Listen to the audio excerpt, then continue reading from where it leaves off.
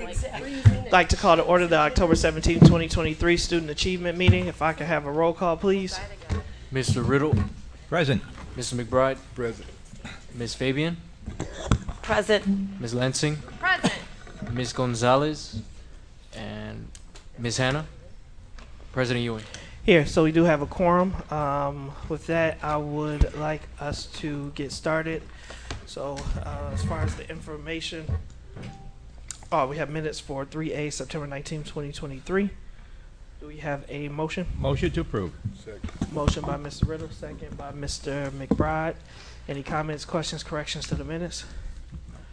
All in favor signify with aye. Aye. Any opposed, nay. Minutes are approved. We now have our information items. So typically, as we've been doing it in the past, these items are listed here for information and potential board action. They have attachments as well as a slide that explains the intent behind them. I'm going to go through one at a time, and then if there's a specific question from either the board or the community related to the item, just raise your hand and wait to be called on. First item we have is 5A, the Illinois School Counselor Association Fall Conference, on November 9th through 10th, 2023. Information has been presented there for the board and the public, along with the cost. Item 5B, the One Goal Leadership Network Partnership for 23-24. Information with One Goal has been listed.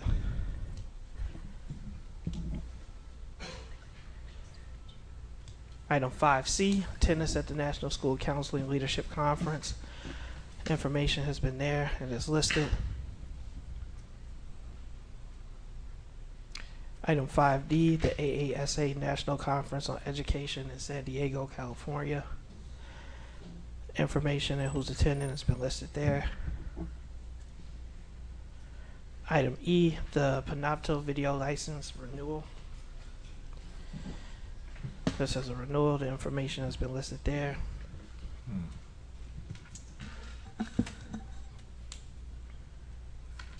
Item F, ITS ClearPass Wi-Fi License Contract Renewal for November 2023 through 2024. Cost and information is listed there. Item G, 103rd Annual Conference for the National Council of Social Studies, December 1st through the 3rd, 2023. The information is listed there.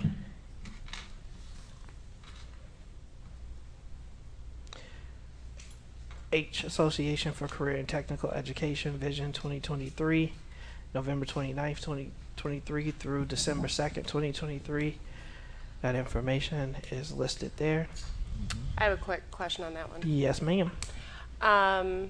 Do we have Mr. Cicerelli? Yes. Yes. Come on up, sir. Whoop, whoop.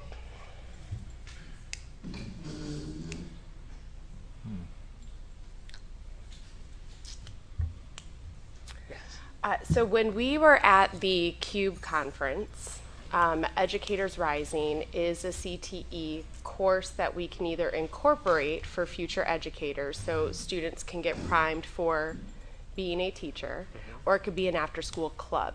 Is that going to be in your itinerary when you go to this conference? Yes, and we're actually writing a future educators course right now, and it is in Curriculum Council, and it's looking pretty solid. So we're excited to continue to present next Monday at Curriculum Council. So yeah, we're going to be pulling more information from this conference for that course specifically. There is a club that exists at Washington campus.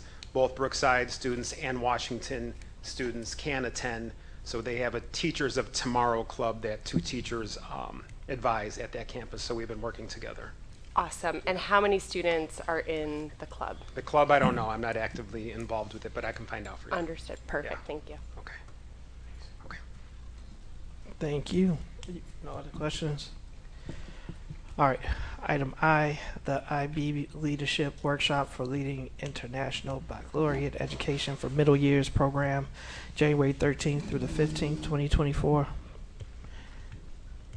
Mr. Riddle. Only that I guess I'm really excited that we're moving on up with the IB program, International Baccalaureate, and that it's moving from the elementary, which we're going to apply, I guess, this year for an inspection team at the Whittier, and then I believe Clark is 1 year behind, and then students will move up to the middle school. will we only have one middle school that they can go to, or are we planning maybe to do two? So right now, the plan was to have one. Okay. So we'd have a continuum from elementary through high school. Okay. And so initially, we had all three levels. Right now, we're focused on the elementary and the middle. Our plan with the high school just took a little detour because we had a change in leadership there. So we are working on that as well. But these students would scale up, so we want to provide a full continuum. Excellent. I think it's a great program. Thank you. And it offers an opportunity for all of our children to really widen out their focus to this big, broad world and learn about other cultures. That's a great program. Thank you. Thank you. All right, we are at item J, the annual National Alliance of Black School Educators Conference, 11/29 through 12/1. Information has been presented there. K, renewal of Nearpod for vocabulary for 2024-2025, grades K through 8. Information is there. This is a renewal. L, National Council Supervisor of Mathematics. That information has been listed there. Ms. Fabian? So the only comment I want to make is, as I'm looking at all of these conferences and workshops and professional developments, I fully encourage and believe in professional development, but if we know that these things were budgeted out, if we can start getting these approved earlier, for example, this one's looks like it's for the end of this month, just because I know with a lot of these things, you also get early bird savings when it comes to registration, and if anything that is flights, hotels, all of that, you tend to get more savings that way. So if we already know that these things are kind of budgeted out, if we can plan them out a little bit earlier, so we're not Sure. 2 weeks ahead trying to then scramble to find, registration, hotels, all of that. Yeah, to that note, I was going to have a comment toward the end, but I do want to acknowledge that we have a couple of these items that are well in advance. So like the baccalaureate one, great timing in my opinion. We have enough time to plan for that. So if we could follow that lead like Ms. Fabian said. Thank you, and that has been noted. Item M, the Lion Magnet Leader in Me. Information is there. I have a quick question on this one. Go ahead, Ms. Lindsay. So I know that Cook follows the 7 habits of highly effective people. I asked into the ideology behind, and the staff had referred, or Dr. Jensen and Dr. Stone had referred me to this book.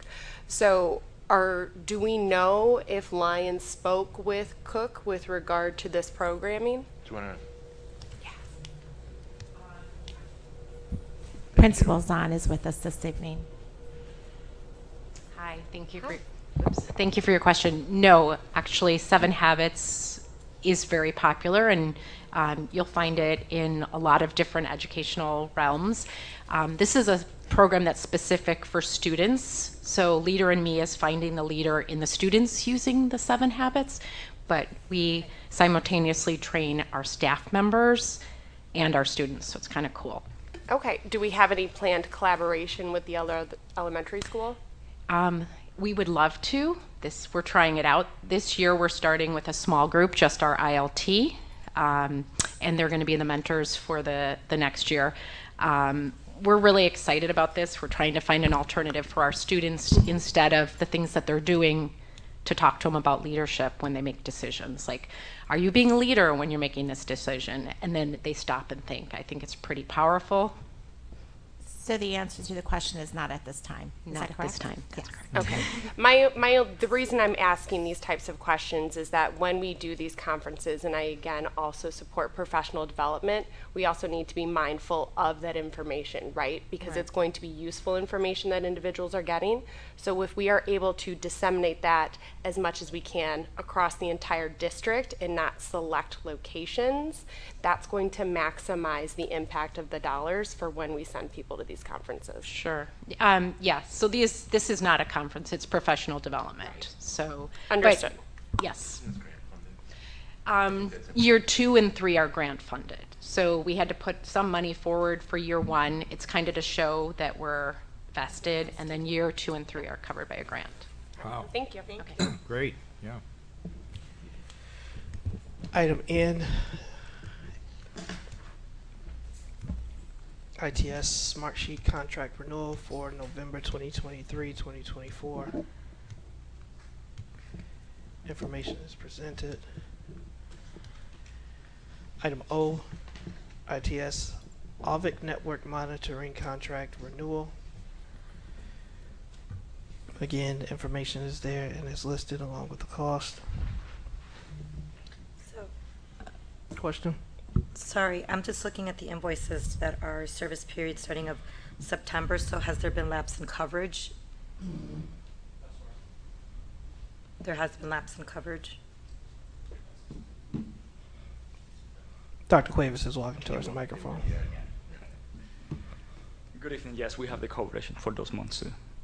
So there was no lapse? There's no lapse, correct. Okay, so it'll be, it's basically dating back then, so we're paying, because what I'm looking at is the invoices say starting September. So if we vote no on this, potentially, we're still gonna owe for September, October. That's correct. Yes. Okay, I just, again, trying to be proactive if we know things are gonna lapse and we know that the budget is there, if we can start getting these things ahead of time so that they don't lapse and we're not put in that situation of Okay. potentially not having coverage. No problem. Thank you. So, Mhm. she's saying that because it wasn't, the contract wasn't up to date. So why September and October? The reason, How does that work? yeah, the reason why it works because we pilot this for a few months, Okay. and then basically after we piloted, and we did the piloting was like 2 months ago.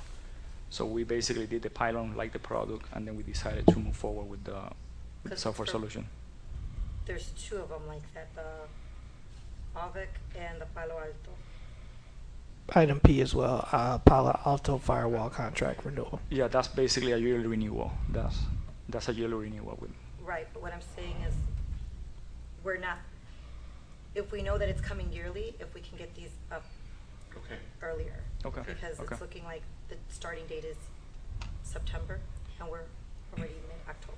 Right, but the due date showing is December 31st. I For was the- looking at the invoicing Yeah, the invoice number, for but the the invoice service date, periods. December 1st. So I think We understand. the general concern is that if we know items are renewing, if we want to keep them, is that they come forward as early as possible. Hmm. Noted. Item P, Did the contract It's, lapse? it's fine, it's noted, it's Okay. noted. Okay. All right. Thank you. item Q, purchase of 250 Dell Chromebooks for the one-on-one student program.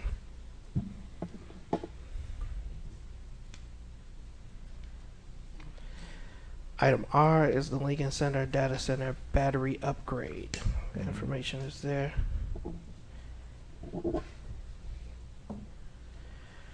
Item S is attendance at the Assistive Technology Industry Association. Ms. Vukovic, and if we can get a microphone for Ms. Vukovic, please.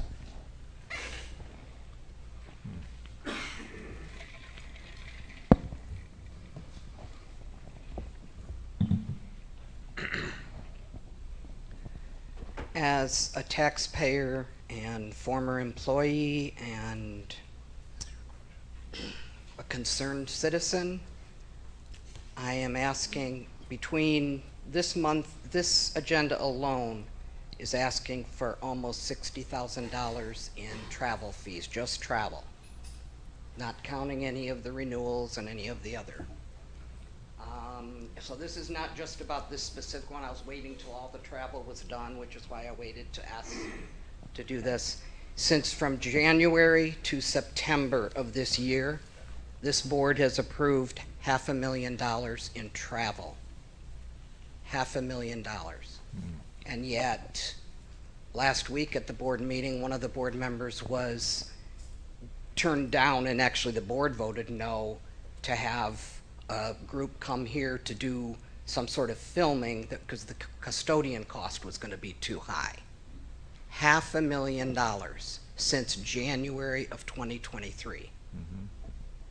That's a lot of money. The contract for the teachers is not settled yet. So I'm asking that all travel be put on hold until the teacher's contract, and then you can bring it back up at another board meeting. Because this needs to be taken care of. All the conferences you can go to, all the information you're going to collect that very rarely we hear about when anybody comes back. I don't see 7 years, I don't see the effect on the student population, the student scores for all of these conferences that you're approving, at least most of the board. I know some of the lasted over the two, though you two were not on the board when a lot of those January, February, March ones were approved. But I do not believe that any money should be spent on travel until the teacher's contract is settled. And at that point, bring it back up again. It may end up, you're going to miss some of the conferences because it'll be too late to register. But I think that it is a very, very poor way to spend our money. It should go to the people who are in that classroom working with the students. And they're sitting waiting now. What is it, 2 months they've been without a contract? Oh, 2 months so far they've been without a contract. I see a lot of these blue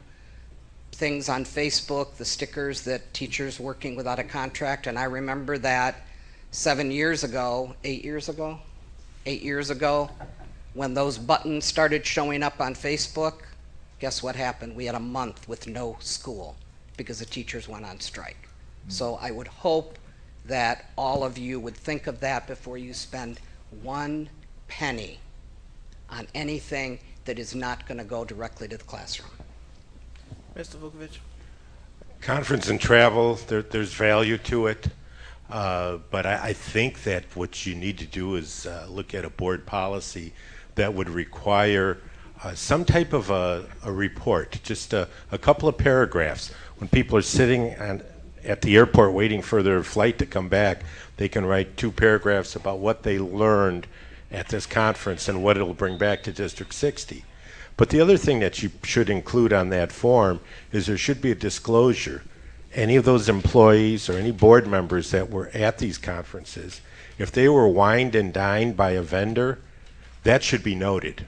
If they were taken to a ball game, that should be noted. If they were bought a meal, that should be noted.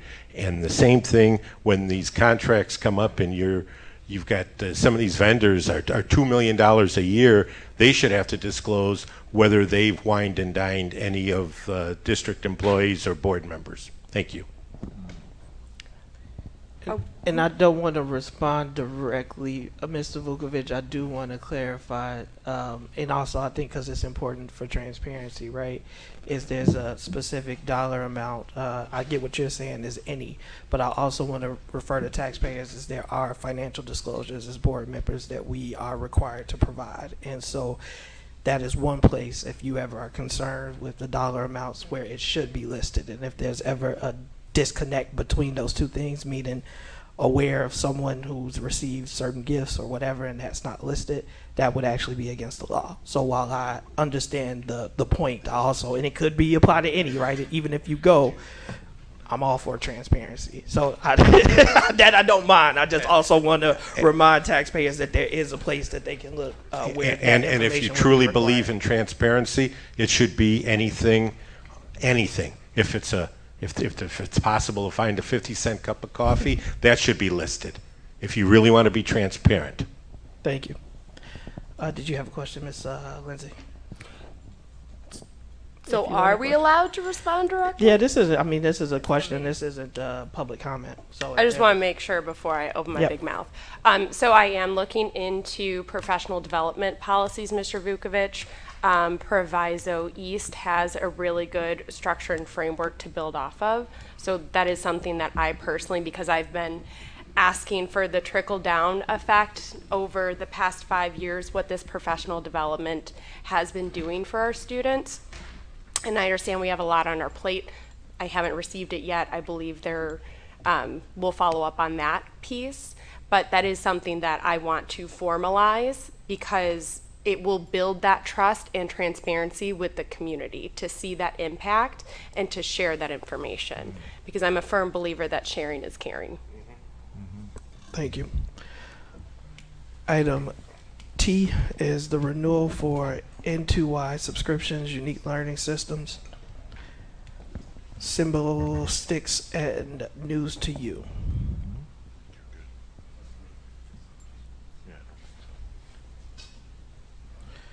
Item U is yearly renewal of Microsoft Office and server contract.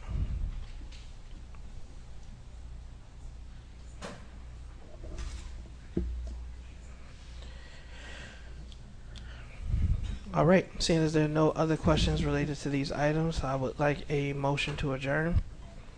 So moved. Motion by Second. Mr. Riddle, second by Ms. Fabian. Fabian. All in favor signify with aye. Aye. Any opposed? No. Nay. Meeting is adjourned. Thank you. And we'll take 5 minutes so we can switch out the secretaries and if you need to use the restroom.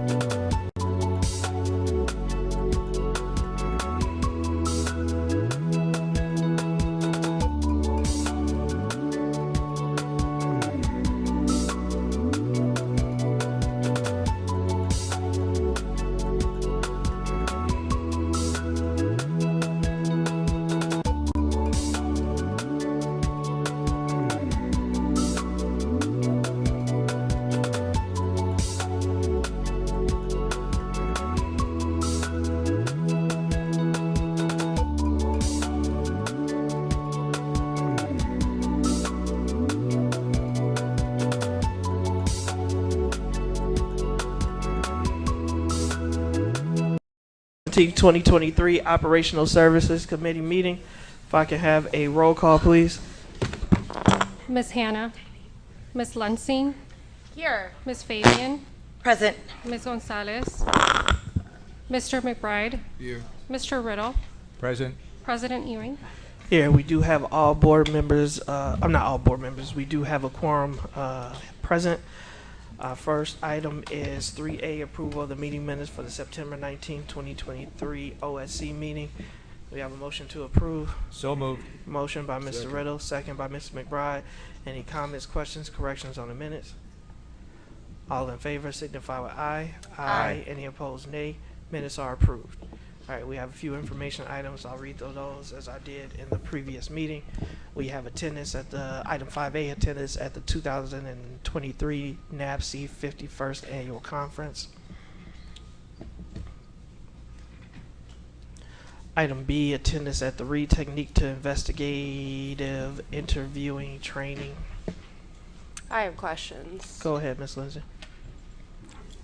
What is the purpose of this? Good evening, members of the board, superintendent, staff, and community.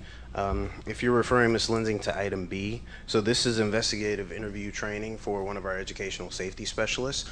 Oftentimes, they are tasked with doing interviews at the school site that may need to be in-depth, thorough, independent of what something the school may be able to handle, et cetera, as well as the overlay with our board policies through the safety department, legal office, or potentially law enforcement, DCFS, et cetera. So that is what this training is for ESS Hall. So to be clear, this is to be used for staff This is a staff member. to get the training, but to use these techniques on staff? On students? To use them on any type of investigation that may need to take place, as well as impart that knowledge on other staff members in this role, so they are in tune with the READ techniques. Why are we selecting the read techniques? That is There's a lot of issues with the read techniques, Okay. and it seems like we are not aware of them. So I want to know why we chose this specifically. So if that needs to come back to me, that's fine. Ms. Fabian and then Mr. Sabecki. Same thing. When we're looking at these agenda items, you have an attachment here that's just a JPEG. Yep. So it doesn't give us the detailed, and even when you're looking at the scope of what it says, it's just giving us the basics, when, where, how much. But it's not telling us the purpose. To Ms. Lindsay's point, that was what I was concerned about as well. Like, why are we choosing that? I had already assumed that it was for staff to interview students, but again, this doesn't give me any information on, the technique. Has it been revised, redone? What's the purpose of us going? On some of the other ones, they give us a rationale, like a presentation with a rationale of why we're going. There's no presentation here, so I would just like to see that in the future so that we're aware. And which staff member is attending? Sure. And we do have that listed, but we certainly will provide that information regarding READ and the justification for specifically this technique.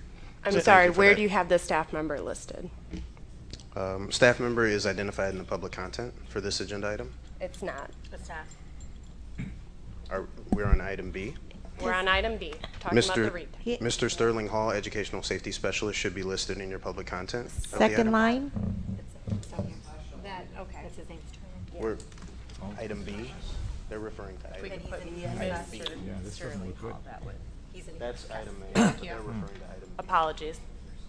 Okay, yeah.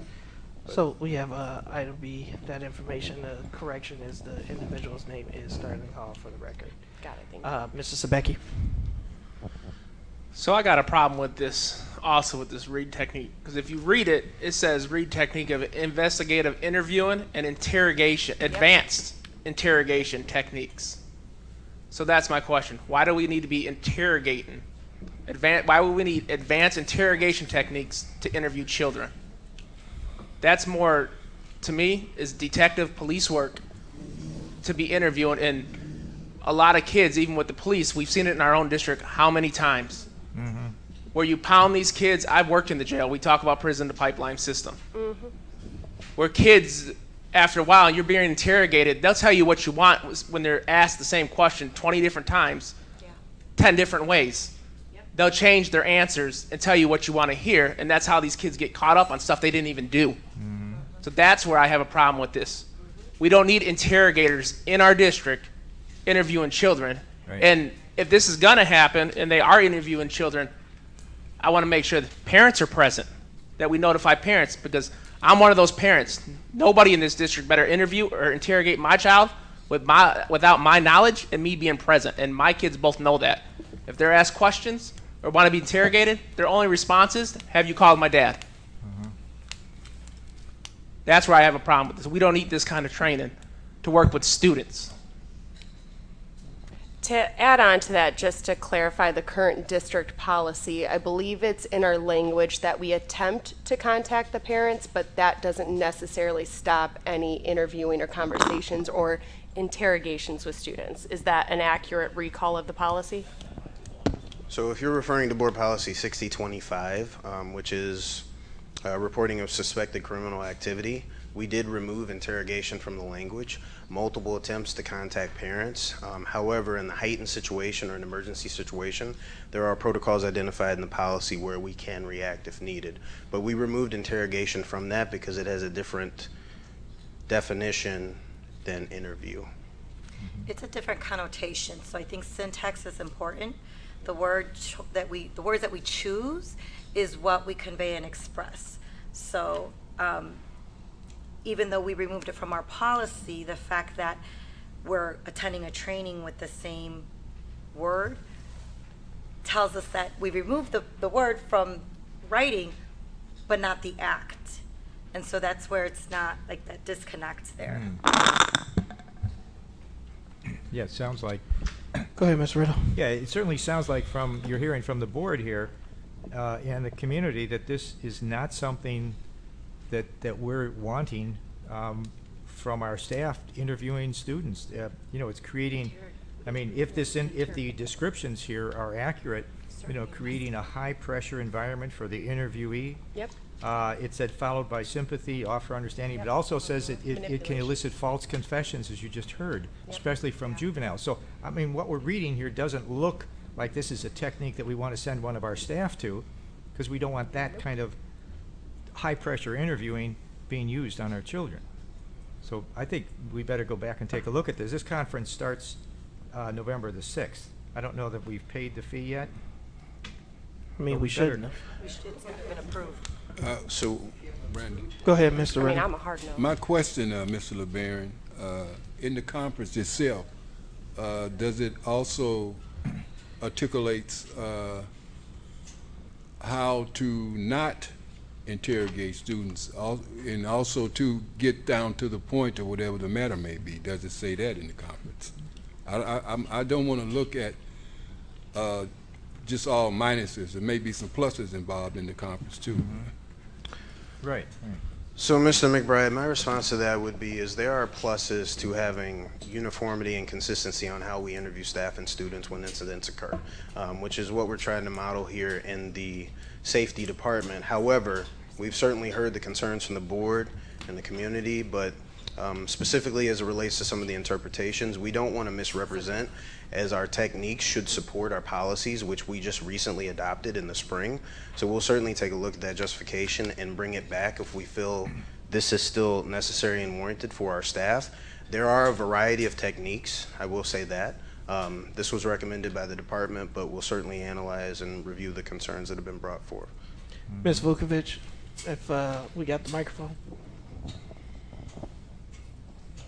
Are A and B the same information? They look like they have the same title.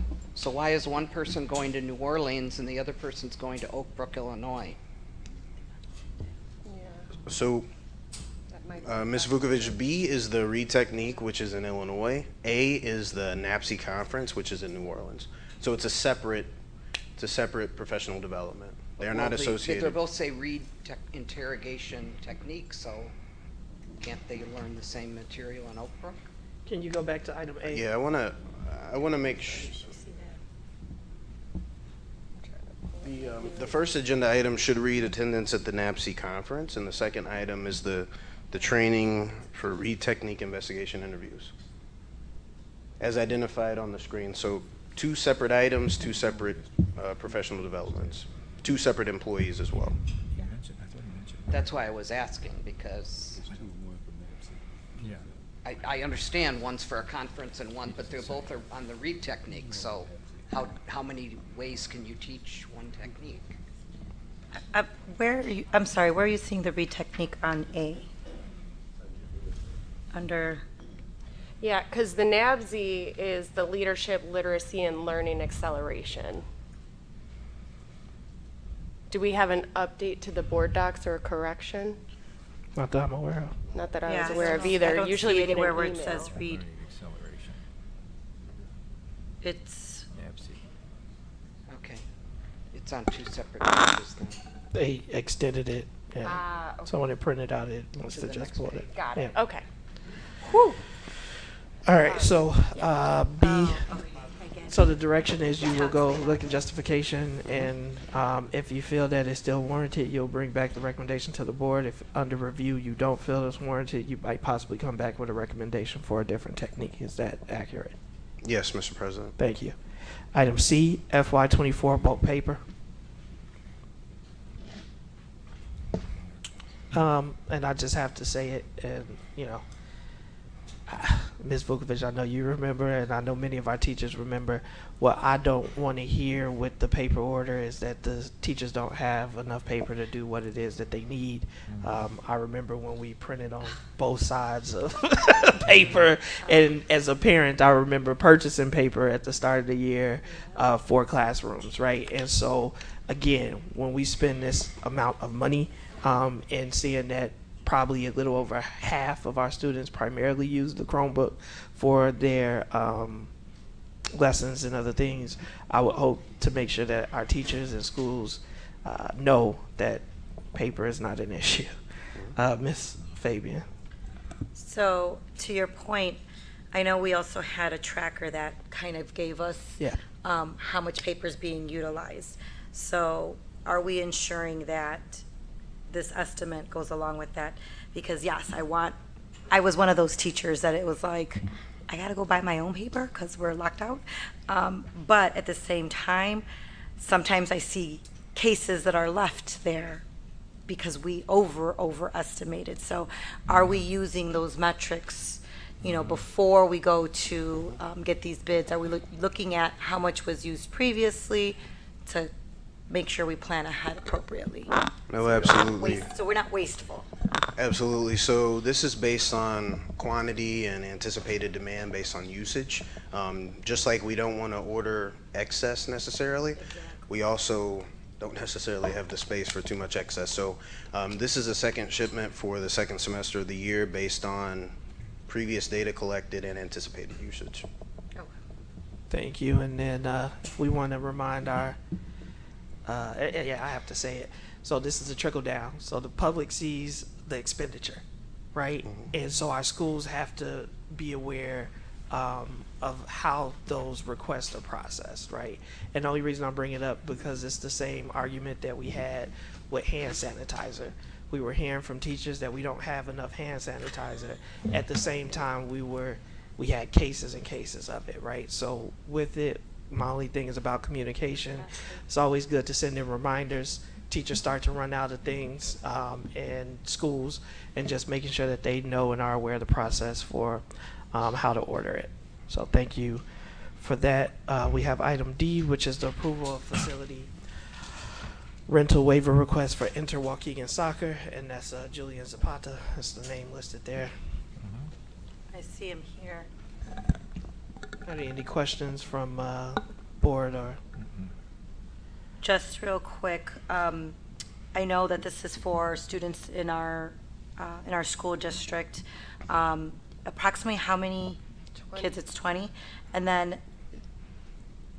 the other question is, because you're part of WAYS, are there more that are potentially going to be coming? Because I know sometimes when you have. I'm stuck with many of them, so I don't. Okay. We have to each do it separately. So each coach is responsible for finding their own venue. And if we don't waive, potentially the kids would have to also chip in to pay for. Okay. We wouldn't be able to practice. I wouldn't be able. 20 is a high number. I'm hoping for 20.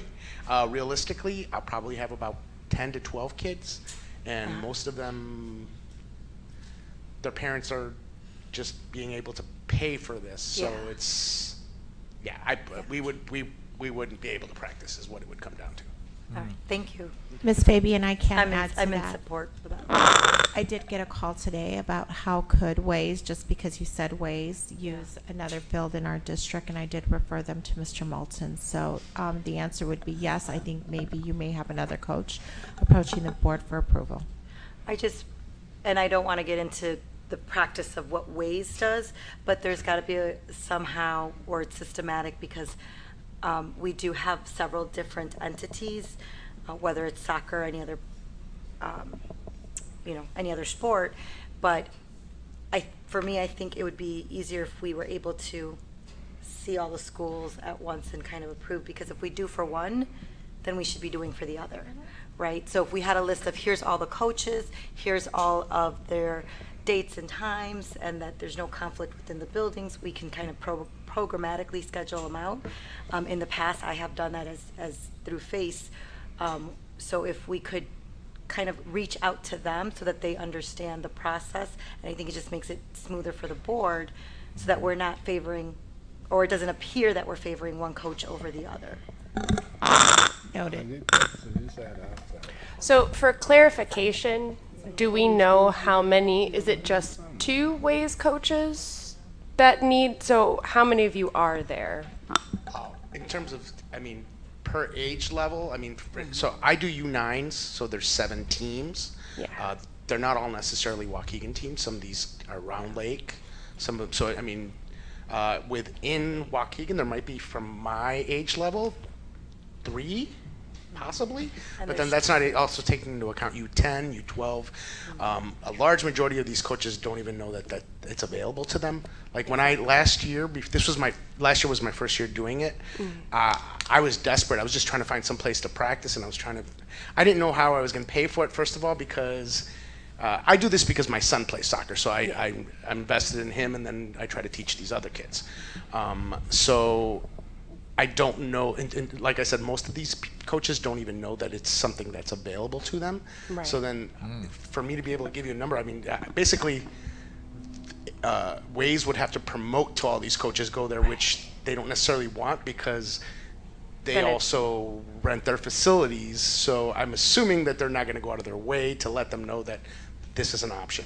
Yeah, I don't mean to put you on the spot. I'm no just worries. curious, and I believe the superintendent, did you say 8?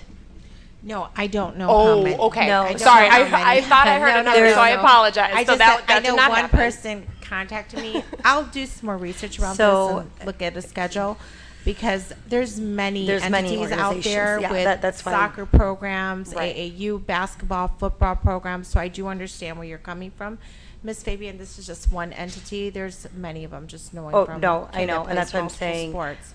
In the So- past, we've reached out to kind of figure out how we can systematically support, because many times, as he stated, it's up to the coach to find a venue for indoors, and then our kids end up paying. So And this is not probably a topic for here, but what I would envision that eventually that Waukegan Public Schools has their own, in a sense, AAU team or traveling team, like they do with the football program. They have a basketball program, and that's something that's on my conversation list with Ms. Erbeck. So I do believe we need to have our own, so that our kids we have a feeder program so they have here. that So I think we need to table that to see like what is the potential vision for that sports program through Mr. Gonzalez at the high school. And I think I understand both points, and I do want to say that this is probably the fairest way, right? Is I know is basically each person that goes through for the waiver request has to follow the same process, right? And so if someone was to just show up at a school, we shouldn't be just, it's fine, right? And so I think it was become more transparent, and so we do want to make sure that the community knows and are aware of it. We've also heard concerns from at least some board members about the cost, because it does cost, It does field cost us maintenance, money. air conditioning. Y'all know my stance is they are taxpayer funds, Right. but I would rather the kids be burning that energy off in our buildings than somewhere where we can keep them safe and we can keep the community safe and keep them involved. So I 100% support this. And again, if anybody's watching, there's a waiver request process. That process is very transparent. It walks them through the forms. We have an individual that schedules, and then obviously it moves up. So I think that this is a great opportunity. We want to promote it, but for clarity, there is a process that anybody that is looking to rent space, utilize space from Waukegan Public Schools should be following. And where can they go to get that information? Because we say there's a process, but W- that, WPS60.org. yeah, no. Under up. Yeah, no. No, it's Let's very not difficult. just say the But no, website, it's because very that website difficult. is a hot mess. Let's Well, be that's why I'm honest. telling you it is difficult. You have to go under the operations, or you can also find it under community. So to your point, yes, it's not a It's currently not easy. quick- We got help to clean it up, which I am very thankful for. This is me being extremely transparent, not pointing at fingers at anybody for the state of it. I get how we got here. I'm glad we're going to clean it up. But if we're going to say that information is out there, it's hard to navigate. So it's under operations. There's multiple places There's to multiple find it places. on One the is under website, but if community. you want to Perfect. say One the is under easiest way to operations, find it. And it's under facility requests. Yep. Yeah. Perfect. There you go, Operations, community. facility request, district website, step-by-step instructions. It Mhm. also tells individuals the process and the time limits to submit a waiver request and other items. And there's a direct contact. So I know, like I say, the Beautiful. website is not the best, but that is one thing where even when people ask me, I can copy it, text it to them. And so board members, other people, if you're getting that request, that's the best way and the easiest And way. they still have to log Would into it our be system. correct to maybe There's go? a whole other step besides Yeah, and that. that's why I'm not a fan of just saying it's on the website. Like, I'm we just know. wondering, Mr. Moten, would it be correct to the coaches to actually just talk to the principal in the school that they wanted to use and get that information directly from them? Principal's got a lot to do. Would that be a contact person in each school? So currently, the contact person is central, and unfortunately, the position is vacant, but we're still filling these requests. But the contact person is a central person who manages the calendar for the whole district. So obviously, or maybe I shouldn't say obviously, but the school-based events do trump the facility requests. So typically, a school would put in their request for the year, reserve dates on the calendar, and then we would work around those for some of our third-party rentals. But it would be a centralized location who has access to all the calendar, because there may be some requests for athletics versus the school, other third-party rentals. Not everybody requests a fee waiver, so there are some things on the calendar that individuals are paying 100%. So they have access to see all of that versus a school that may just see the events they request. Right. I know, I brought this up at the other meeting, and when I questioned further, it said that people come in and they make their request, and we don't ask them, whatever the group it is that's coming, what can you pay, or can you at least pay the custodial fee? And it seems to me that should be, we shouldn't just give them the waiver and say, go ahead, you can fill this out and get a waiver, and it goes up to the board. There should be at least someone talks to them and says, this is what we charge per hour. There's a lot of fees here, but if you can't pay everything, at least can you pay something? For instance, our custodial fee. We have to have a custodian in the building during the time you're there. That seems reasonable to me. If you're collecting a fee from students, you could maybe pay that. That's the point I was trying to make at the last meeting, when I heard that this group from outside was coming in and they were wanting us to waive $14,000 worth of fees, and they were paying zilch, and we were paying $2,400 for custodial, and I was told, well, we don't even ask them how much they can pay. That didn't seem reasonable to me. So I'm asking if you can at least ask these people, when they fill out the request, what can they pay, and can they at least pay us for our custodial cost? That seems reasonable. And that is a process that does take place. So on the form itself, it has check boxes for full waiver or partial waiver. Some of them don't select either, they don't request a waiver. If they select partial waiver, then we engage in a conversation. What are you willing to pay?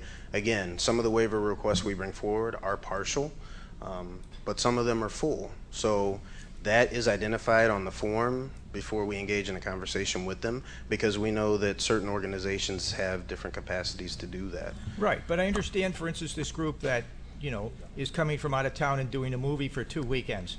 They didn't really have a problem paying $2,400 after they were asked to do so.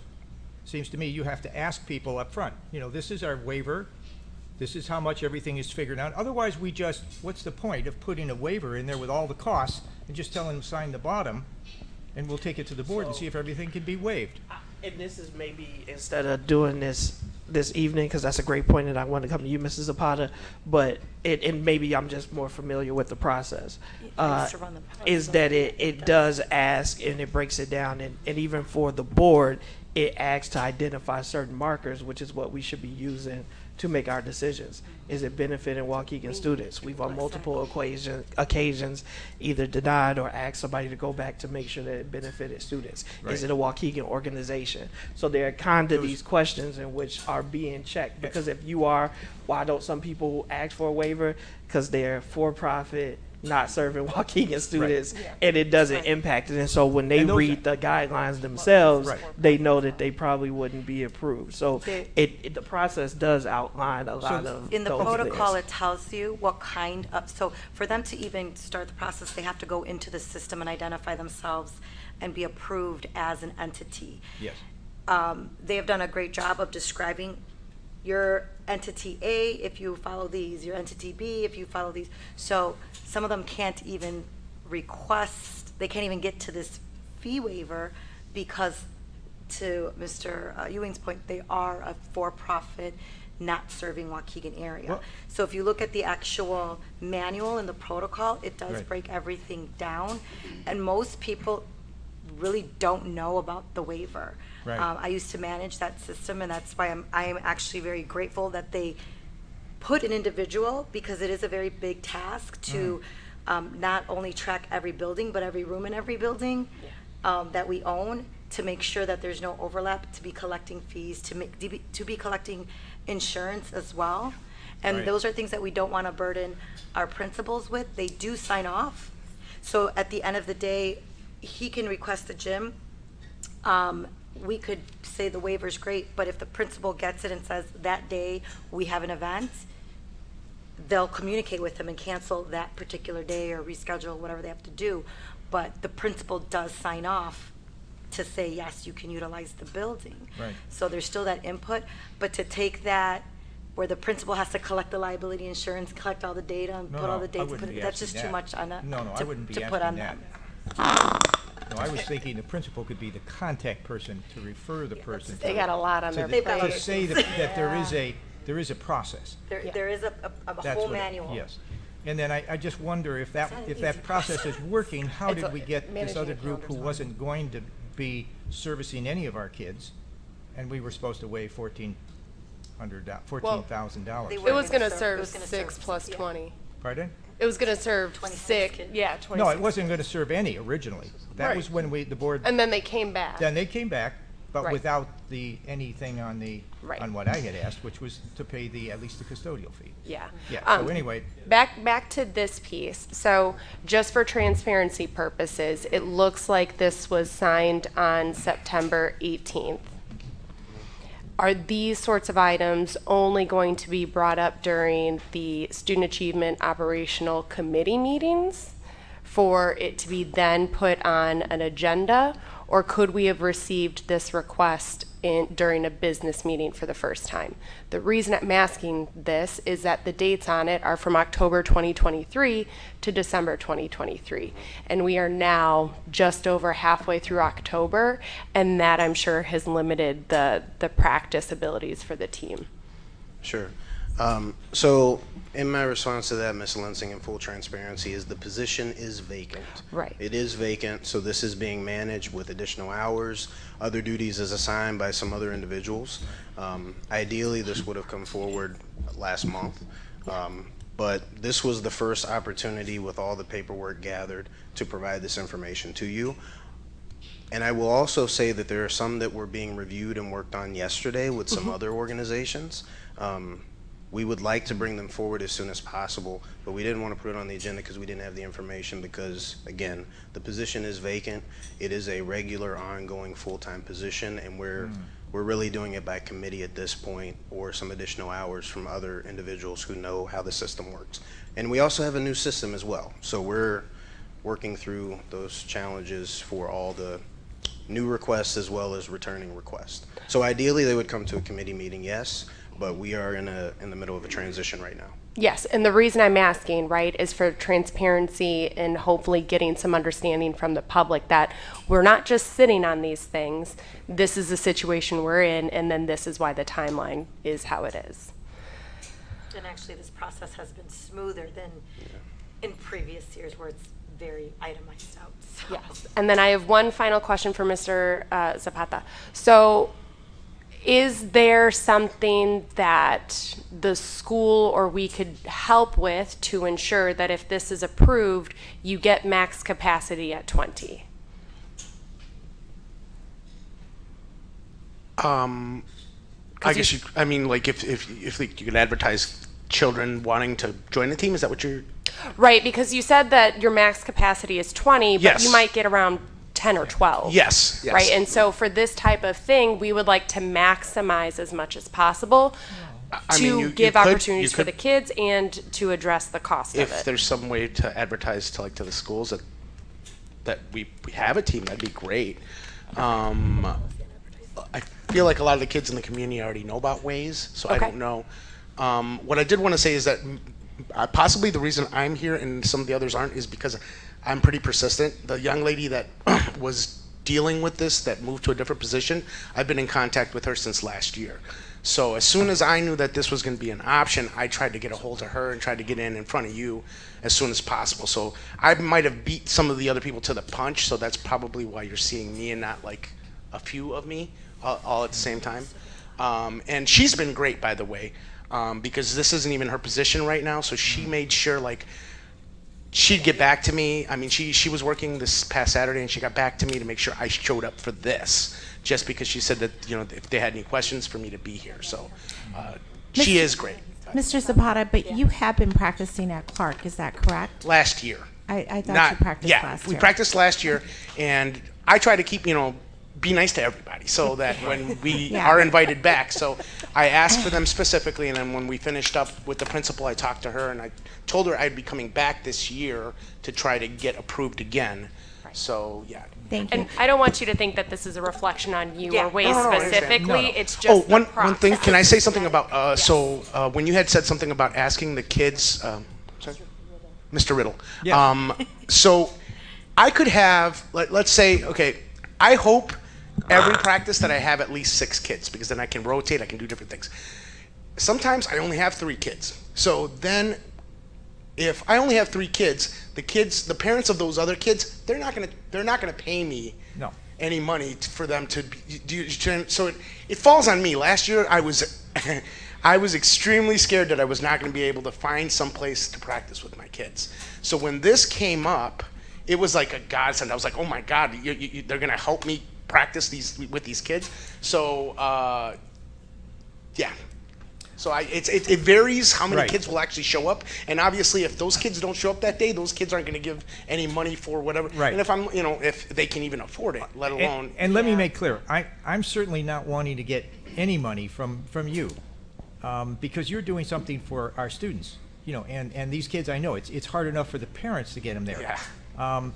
I really just want, again, the process that, if this is what we have, this is a waiver, what are you doing? And the board president filled me in a little bit. Filling more. out the They are process this year questioning, was way you're doing easier than something last year. for our Because you were kids. already in the system. You're already in the system. Not just you're doing that, but something there was for our kids. you're using a different system. You were using School Dude. Yeah. I work for a different school system, school district, and I use School Dude for my own things, but it's not very user friendly. No. So this new system, I forget what it's called. It's like FX or something. Yeah, FMX. It's very easy to use. Once I put in all the information, then the principal approved. Then I was able to move to the next process. It was way easier this year than last year in terms of filling out paperwork. Right, and I think everybody up on the board here would love to see all of our schools used after school, and filled with kids, that are actively doing things like you're doing, and we certainly appreciate the time you put in as a coach, because that is so important to have programs after school. So I think we need to do a better job advertising that this building, certain of our buildings are open, available on certain days. Maybe that information could also be on the website, so coaches and others that have activities could use our buildings. And I'm not so stuck on, that we need to get some money out of you.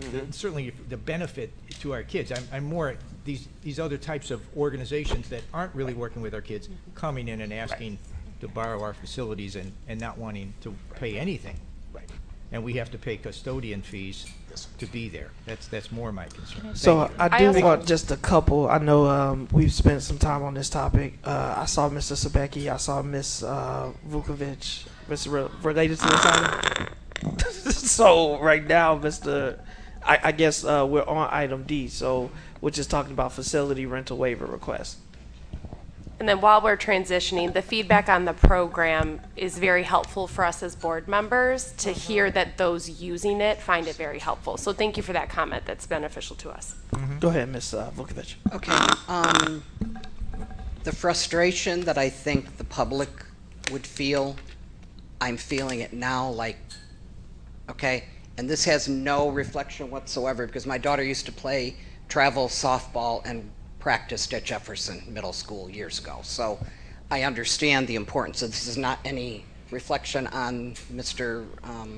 Zapata. We have spent 1/2 an hour discussing fee waivers, minimal amount, whatever the amount is. And I made a comment, 6:15, about spending $500,000 when our teachers don't have a contract, and except for Miss Lensing, not one of you said a word. And yet now we're talking about this, and everybody's chiming in. Everybody's chiming in for something so minor in the big budget that the district has. And I understand the reasoning that you need to charge and have that. I understand that, but I don't understand why nobody has a comment when a taxpayer and community member is talking about the exorbitant amount of money to send people out to conferences, and no one but Ms. Lensing said a word. That is very frustrating. So my comments on Mr. Zapata. Honestly, if it has to do with our children, I want to see every one of our buildings being used all year round if it benefits our students. No cost at all. And I know him. He's legit. He's my neighbor across the street. And sometimes he wakes me up. I try to sleep and I can't because he's out there practicing in his yard with everybody. But that's what I'm saying. We say we want our buildings utilized more. They're better than being utilized than sitting there. Guess what? That keeps our kids off the streets, out of trouble, out of jails, and keeps them safe. So I'd like to see more of it. Instead of arguing about stuff that has to deal with our kids, let's worry and argue about the real issues in our district. That's all I have to say. I support this 100%. It has to do with our kids, and we know they're safe, and they're out having fun, getting the exercise they need, as we've seen. We just requested a 5-year waiver again for athletics, for gym. It's keeping our kids active. That's what they need. So I just want to be clear. I'm in agreement with this, and I know you and you're legit, and you do great things. So the discussion was not a reflection on you. It's more the programmatic, systematic, so it's not a reflection on you. I love that you guys have been working to get this out to our kids. Thank you. And again, I don't want to get into too much of a back and forth, but we do always talk about, responses. And so the opportunity to present to the board, we are in negotiations. I 100% understood the point that you were making, Ms. Vukovic. It wasn't ignored. I heard it. I'll be on the record, I disagree, right? I do believe that we need to support our teachers. We need a contract. I believe that the union and the administration are negotiating. Don't believe that we will need to have any type of strike. I want a fair deal and compensation and whatever else for our staff. If we don't have teachers, we don't have anybody. 500,000 without context, right? Engaging in that conversation, I didn't necessarily know tonight, right? How many people does $500,000 represent? How many people do those people oversee, right? There's bigger context outside of just the $500,000 number. But the point is noted, and I don't want you to feel that it was ignored. So I did want to acknowledge that, and I do encourage, as we continue through these contract negotiations, that is being worked on, is being taken seriously, and this board takes it seriously. There were multiple contracts that were negotiated this summer alone, including the teachers' contracts as well as many others. So it's not an excuse, it is a reality, right? And so hopefully moving forward, we wouldn't be negotiating multiple contracts in the same years, because we want to respect each group. Obviously, the teachers is a sizable bargaining unit. There are also some things that I'm sure are being worked out and discussed. So I hope that the resolution will be quick, because our teachers need stability, our administration needs stability, but more importantly, our students need the stability. So thank you for your comment. Moving away from is it related to this item? Yes and no. Go ahead, Mr. Mostly no. McIntyre. I said go ahead, Mr. McIntyre. 5B, I missed it. That was the discussion on the read technique. Is that accurate? Correct. So for me, I just want to just put this on the record, I suppose, that I don't know who is fully aware of this read technique, but the whole process to me of police tactics being brought into the school district is really weird to me.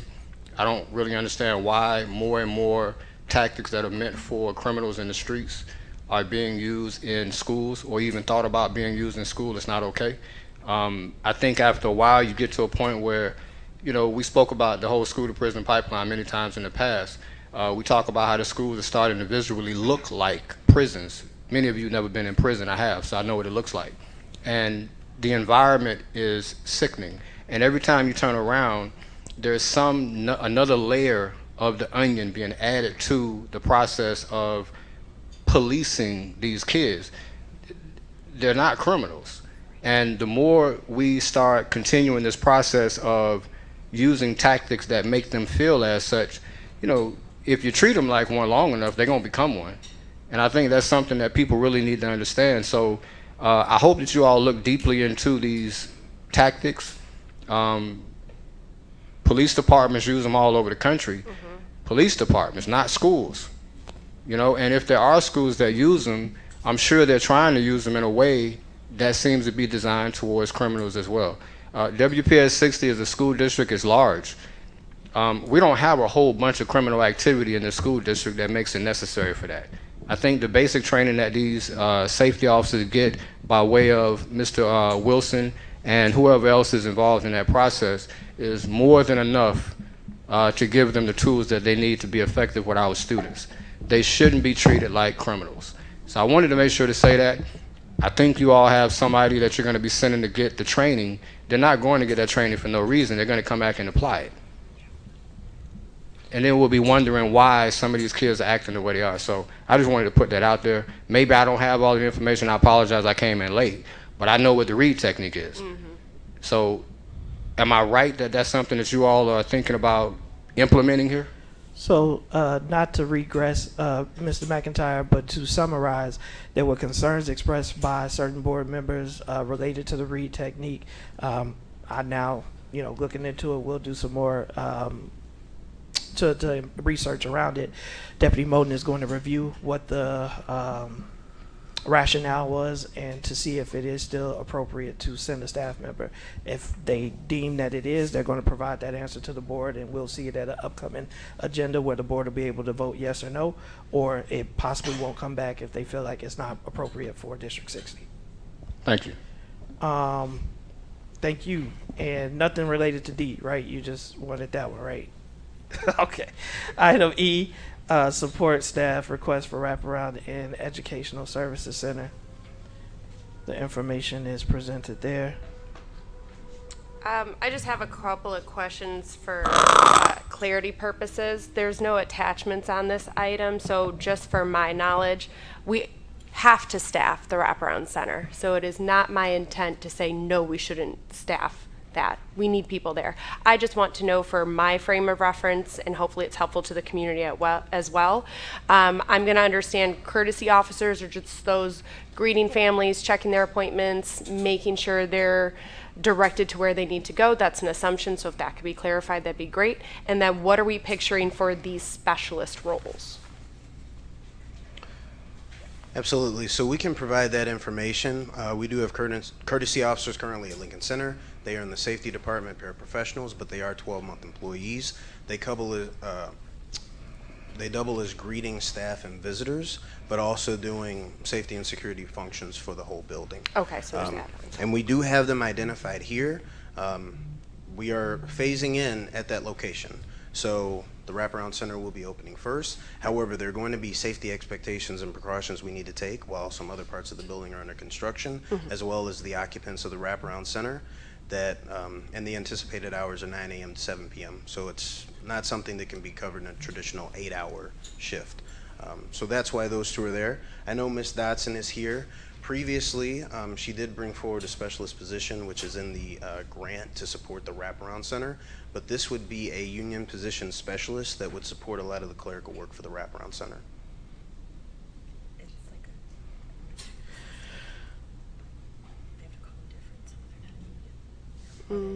So, is the specific question, I want to make sure, did you still have a question around the specialist position, Ms. I believe Lindsay? he summarized it. Yeah, so you good with that? And Ms. Fabian, did you have any other questions? Those were my two questions. Okay. Ms. Vukovic, do we have the microphone?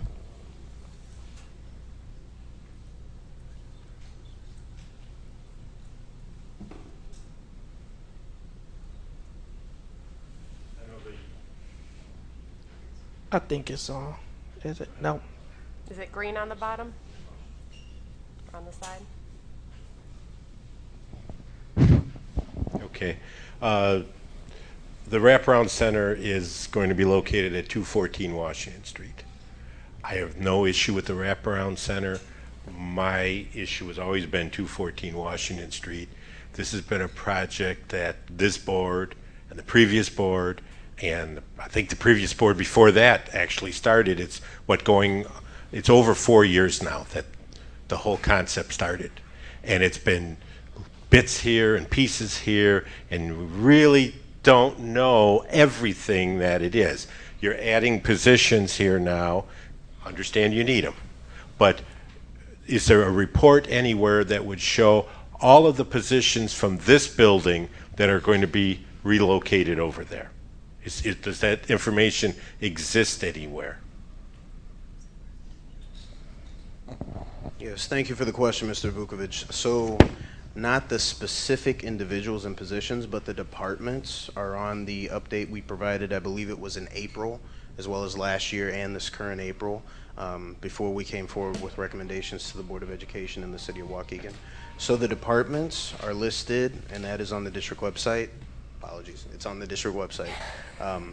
Where on the district website, though? But as far as specific individuals or specific positions, there are some departments that are going in whole, and there's some departments are going in part based on the public-facing positions within certain departments. So if there is the desire of the board to more so specify positions compared to departments, they can provide that direction, superintendent, and pass that down. But we did present that information, I believe it was in April. So does that information that's on the website, does it indicate that Department B, one half of their department will go to that location, or is it just general that it's going there? Because that's the thing that I'm kind of concerned about it. Just how many people are going to be in that building, and then how many additional staff beyond the Wraparound Center are you going to have? Sure.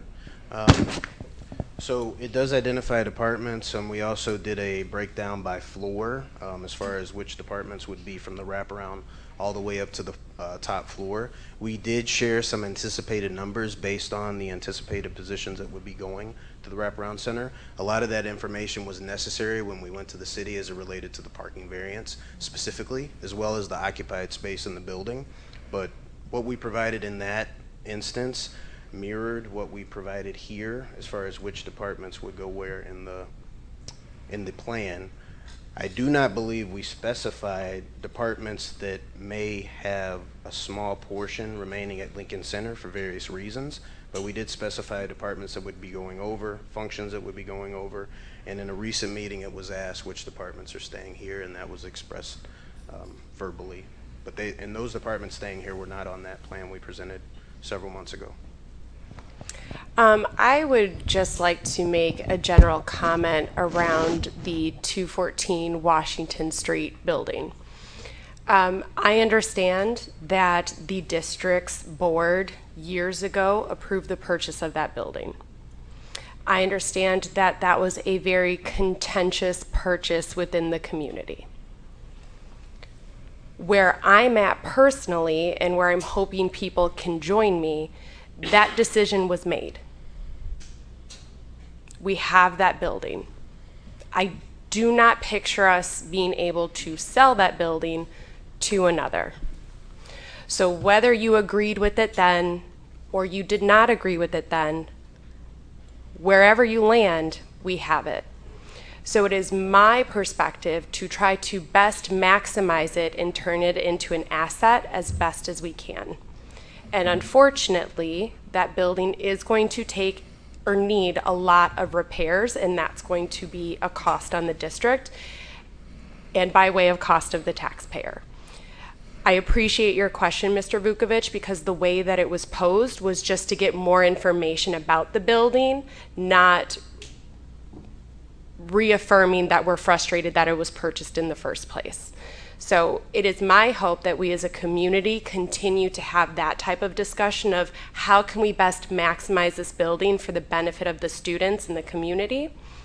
I love that conversation. It is my hope that we move away from it was a bad purchase, we shouldn't have done it.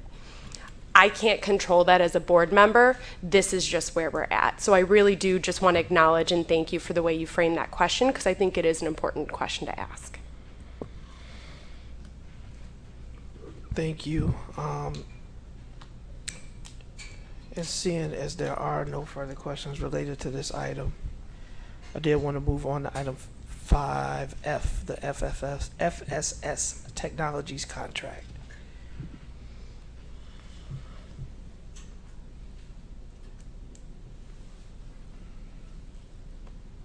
All right, we have a few reports that are listed. So we do have the exit survey report.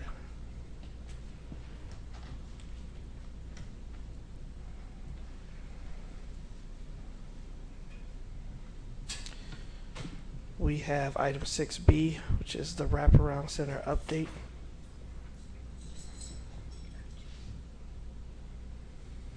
Go ahead, Mr. McLemore. We got a microphone for him. I'm sorry I got here late. I wrote something about the Wraparound Center that I don't know if this is the right time, but I'm going to read you what I wrote and you tell me what you think. I've been attending these Waukegan District School Board meetings off and on for the last 8 years. I watched this board change 4 or 5 times.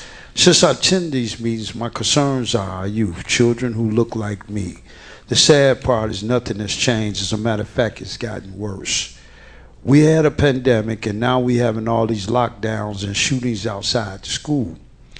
I ask each and every one of you board members, don't you see our black children are hurting? Our children is trying to save their own lives. Those who make it to school, how many times do him or she get confronted by a teacher, staff who is disrespectful or lying on a child to save their butts? Hell, we had a board member who straight lied to the press that the security was not doing their job. I sit in these meetings and I listen to all the money being spent and all these different organizations y'all bring in, and still nothing changed. Our children are suffering from basic education, reading and math. I am not taking children who look, I am talking about children who look like me. 8 years ago, scores was low. Now they're lower. With all this grant money floating around, can this board create a committee that would develop a strategy to help black children academically? This team would be for advisory for black student success. There is a nation shortage for black teachers, so we need to emphasize to save our black youth. This committee will come back every 6 months and report to the board its findings and solutions to save black children academically. For you black board members who sit up there and remember, it was a black child in 1963 that made it possible for you to be a board member. Thank you. Mr. Grimes, and while Mr. Grimes gets the microphone in transition, what I do want to say, Mr. Beckmore, is that we have created a task force to do exactly what it is that you're saying. There were applications that were advertised. I can have Ms. Fields reach out to provide additional information. Mr. Grimes. Thank you, Mr. President. And there also is the Black Parent Network. Mr. Grimes. I'm going to respond to him. I had a meeting today with Mr. Goodman, Mel Goodman. I'm sorry, with Mr. Goodman. And that committee already exists. And the goal is to get 75%, I know it's maybe high, of all African American students to go to college. So we're going to meet. He sent me the agenda, things to do. And we used to have a student advisory group. We used to have a community group when Dr. Terry was around. And so we're going back to that. It worked. So to your point again, that committee exists and we're working on it. I know that's not enough in 10 years, but it's a beginning. I just had this conversation with him this afternoon. Thank you. And Mr. Grimes, just for clarity, that's focused, at least right now, that committee at the high school. Is that correct?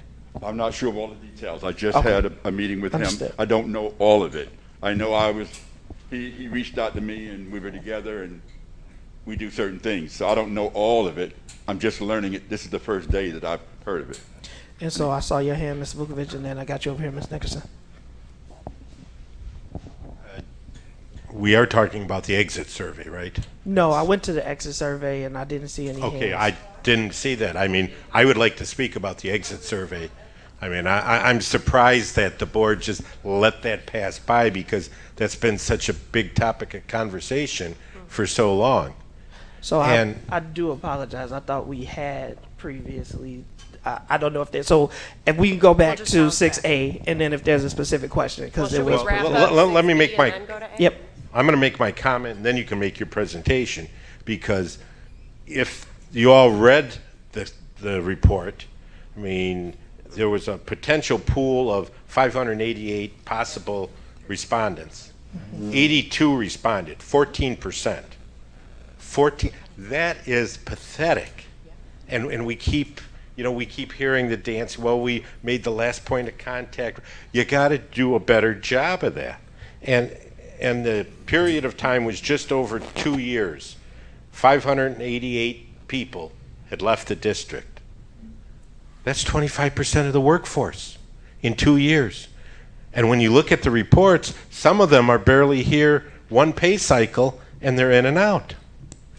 And these things like this, they just seem to fall on deaf ears, where I've brought to this board numerous times talking about the pool of retired teachers that are out there and how they could be available to help with some of the shortages if they were paid and treated like the professionals that they are. And many of you sat there, nodded your heads, oh, this is a great thing. And back in the summer, I reached out to the president about that, and the superintendent shot back that she had a plan that would be unveiled in September, in August. And we sat in this very room, and she pointed to my wife and said, well, you'll be getting a letter this week about it. and it was a letter asking retired teachers if you'd want to come back to be a substitute teacher. And it wasn't even on school district letterhead, to be honest with you. And so she called the phone number just to be curious, you know, what they would pay a teacher that put in 20, 30, 35 years in this district. And the person on the other end of the phone said, you'd get the regular sub rate of $130 a day. That's less than $20 an hour that you're going to pay somebody who has decades of experience in this district with advanced degrees, yet you're spending money on tutoring programs that it's just crazy, but that's the way it was responded.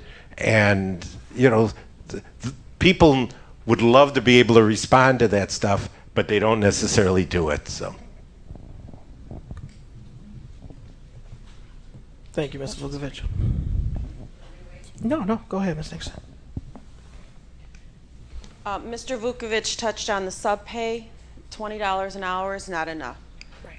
When you have Beach Park is paying $190 for day-to-day subs, North Chicago is paying $180.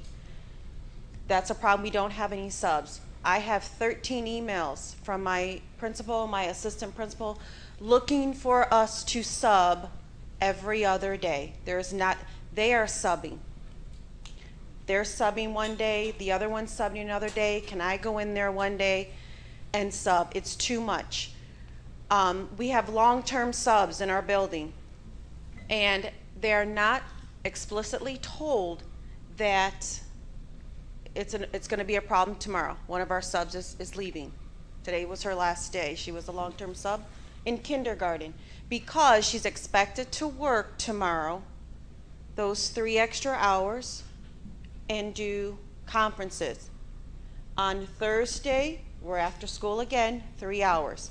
Friday is no school, so she doesn't get paid. But she's not getting paid for those hours because it's supposed to be part of her responsibilities. We have 3. So now we had to have a meeting of the minds today. What are we going to do to deal with this classroom? And I asked my principal the question, why is it our job to figure out who's going to sub for this classroom? And we have one next month the teacher is expecting. She's going to be gone for 3 months. When years ago we used to collapse the classroom. At what point do we collapse the classroom and fill up the other kindergarten classrooms? We can't have me in there one day, another person another day, and so on and so on. It's already chaotic. Mr. Grimes, you mentioned college. There are positions in this district, college and career or something I just saw. And the pay is not there.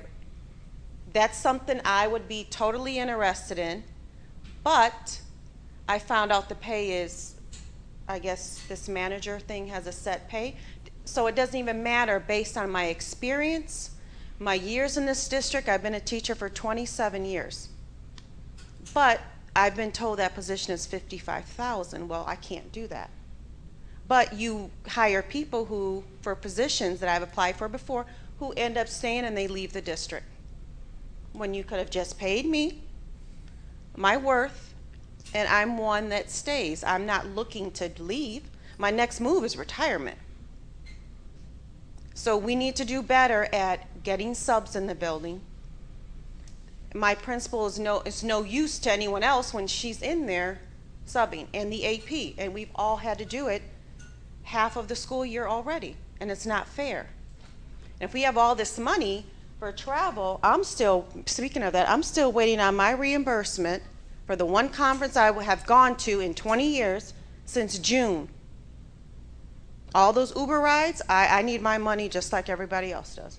And you're a reading teacher, correct? Yes. So you're not So, servicing children. exactly. If I'm in that classroom, I have to cancel my groups. But we've been doing this for years. Last year, the first grade teacher left. So we all took turns. All of, I believe, October, November, they finally got a teacher in December. And here we are doing it again. And the long-term sub that was in there did us a favor It was my daughter. She just graduated, and she said she came and helped. Said I'll do it. She didn't have a job, but now she has one. She's like, I can't do it anymore, and you know they don't want to pay. It's not fair for them to work those 6 hours and not get paid. But they were told in a text message that yeah, they'll get paid to fill out a 403B. Well, they all want it in writing. So if they submit that 403B, they don't want any problems. Oh, we're not going to pay you for that. So she's not going to do it. Just to respond to a portion of what you said, thank you for coming to speaking to this topic because it's very important. My only concern, if we collapse kindergarten classrooms and move them into other kindergarten classrooms, that's increasing our class size. And we know the smaller the class size, the better it is for the students. No, I'm not. No, and I completely understand, right? So I'm not trying to say, right. Right.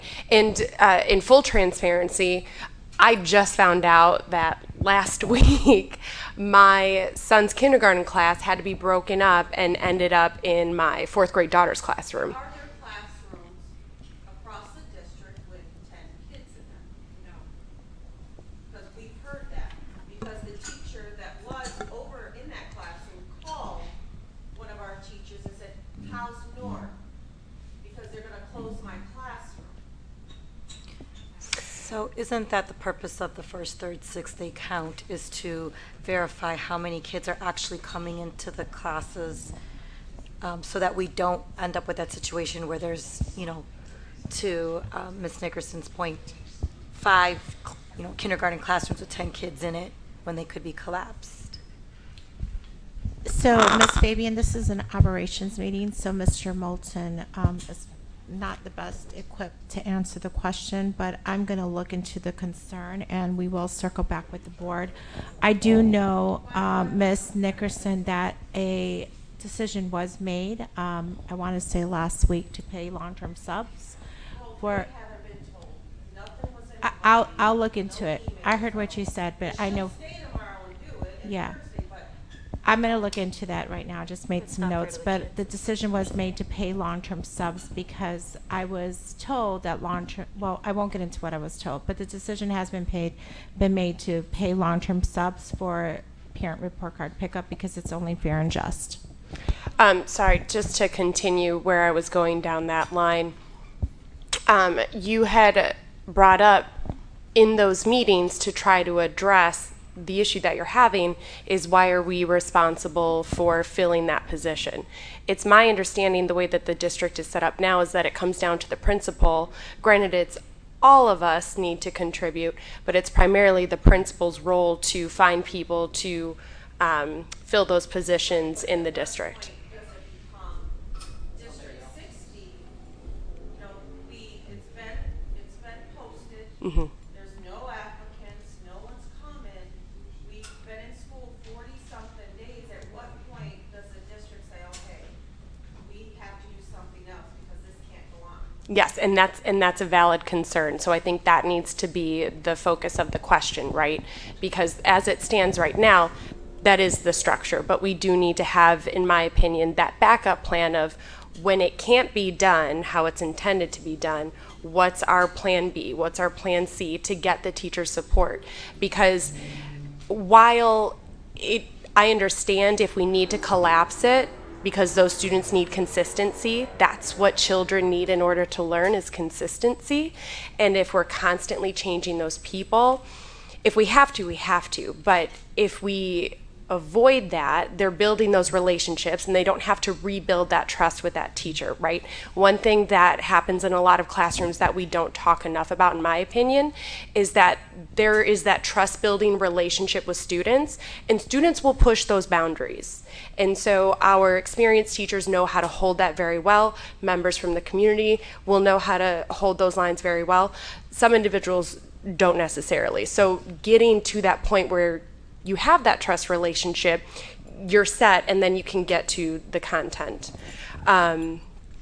So I agree with you, but I also don't want to overwhelm our teachers where they now have a class size of 30. Yes, it is, and it's a big concern of mine especially, but I know of other fellow board members as well. And you were bringing up, it's attached to the survey. A component that I'm seeing with the survey is that one of the reasons that individuals are leaving is because they can get a higher salary somewhere else, which you attended to for the subs. You brought up the different pay rates, but the second factor is the principals. And so that's something that I would like further details around as to why that's the second most top result, right? And so if we have good relationships with the building administrations, that's also going to draw in, and I'm not saying it's the building administrator's faults, but I'm just curious as to why that would be second most. Because if we can have good relationships between administration and staff within the buildings, that's going to be another reason why individuals stay within our district, in my opinion. Mr. Sabecki and then Ms. Fabian. All right, my question is regarding long-term subs. Still, again, in this district, and one of my sons is affected by this. Literature teacher, hard to staff position, the right to return. 120 days is coming up fast, and this teacher still has heard nothing. We have people willing to stay here, and it's not fair to our students and the education. You know, they like the teacher, they get along with the teacher, they like the teaching style. What are we doing as a district? Like I said, it's October 17th. 120 days is coming up fast. These teachers have not heard nothing. And if there is a plan in place and there are communications going on, then you guys need to inform these teachers, these long-term subs that are in the district. We just gave an independent contract to another hard-to-staff position. So are we going to give an independent contract to this one? That's a hard-staffed position. We can't find no one to fill it, so it's hard to staff. That's what needs to be looked at because it's not fair to our students. And halfway through the year, our students shouldn't have to lose that teacher, and then now another teacher's in their long-term sub, because that's why our grades stay down. There's no consistency. There's no stability for our students. We're worried about all this other stuff again, and it needs to be about the students. And these answers need to be answered and get back to these long-term subs that did come back to our district and are putting in these hours. And then the other question is, are these long-term subs also being paid for parent-teacher conferences? Because they should be getting paid for parent-teacher conferences too, as a long-term sub, and they have to be there for those conferences. That's another thing that needs to be answered. So they should be getting paid for that too. If they got to be there to do these, then they should be getting paid that time. Thank you. Ms. Fabian? So not to belabor the point, but Mr. Vukovic brought up a good point about the 14%. I had seen that, which is why for me, not to say that this is completely invalid, but it is a very small pool, and it doesn't really give me a lot of the depth that I want it to give me. You know, yes, like if we're seeing salary, that's very obvious, that sticks out as to what can be done. But the other things where it's talking about, you know, your satisfaction, do you feel appreciated? Are you working well with your principal?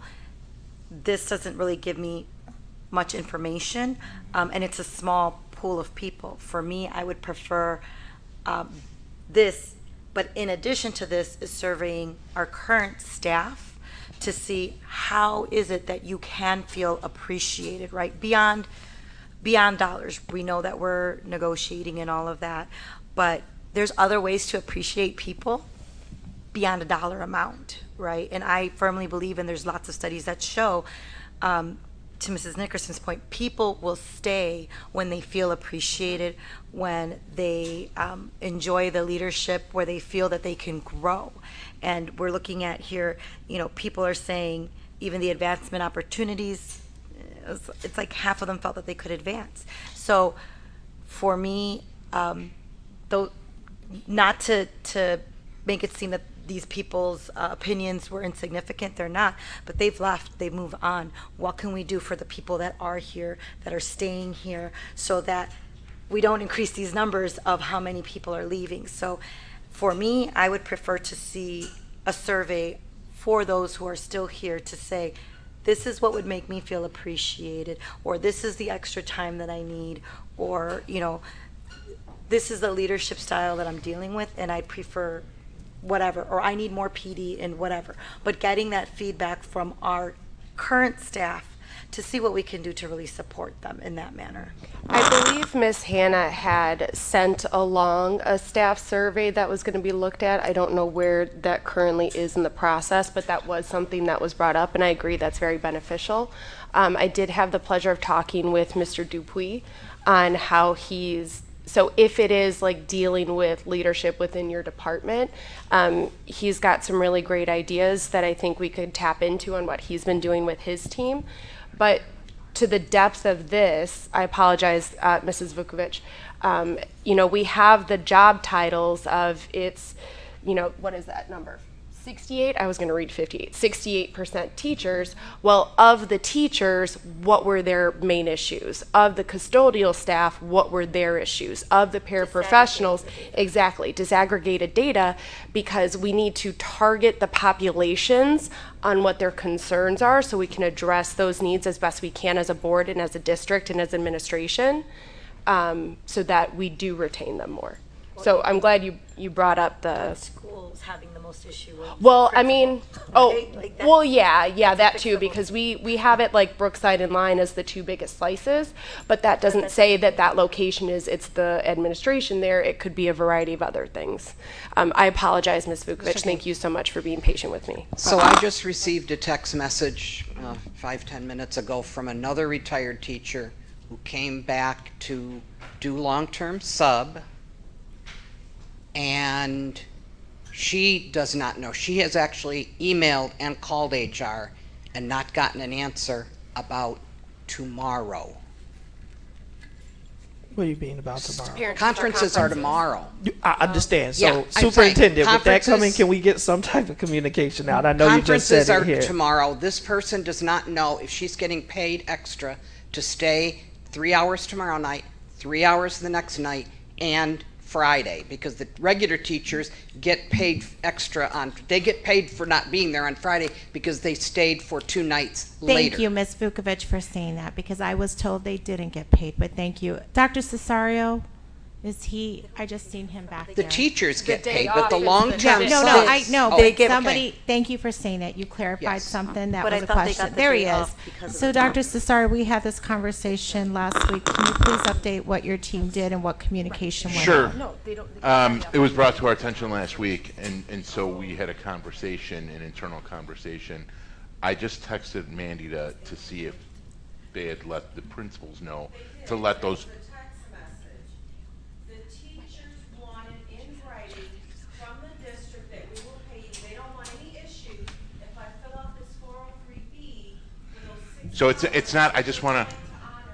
No, we know the schedule be? got a text message. The long-term subs did not. And we teach those we do conferences those 2 nights as a certified staff.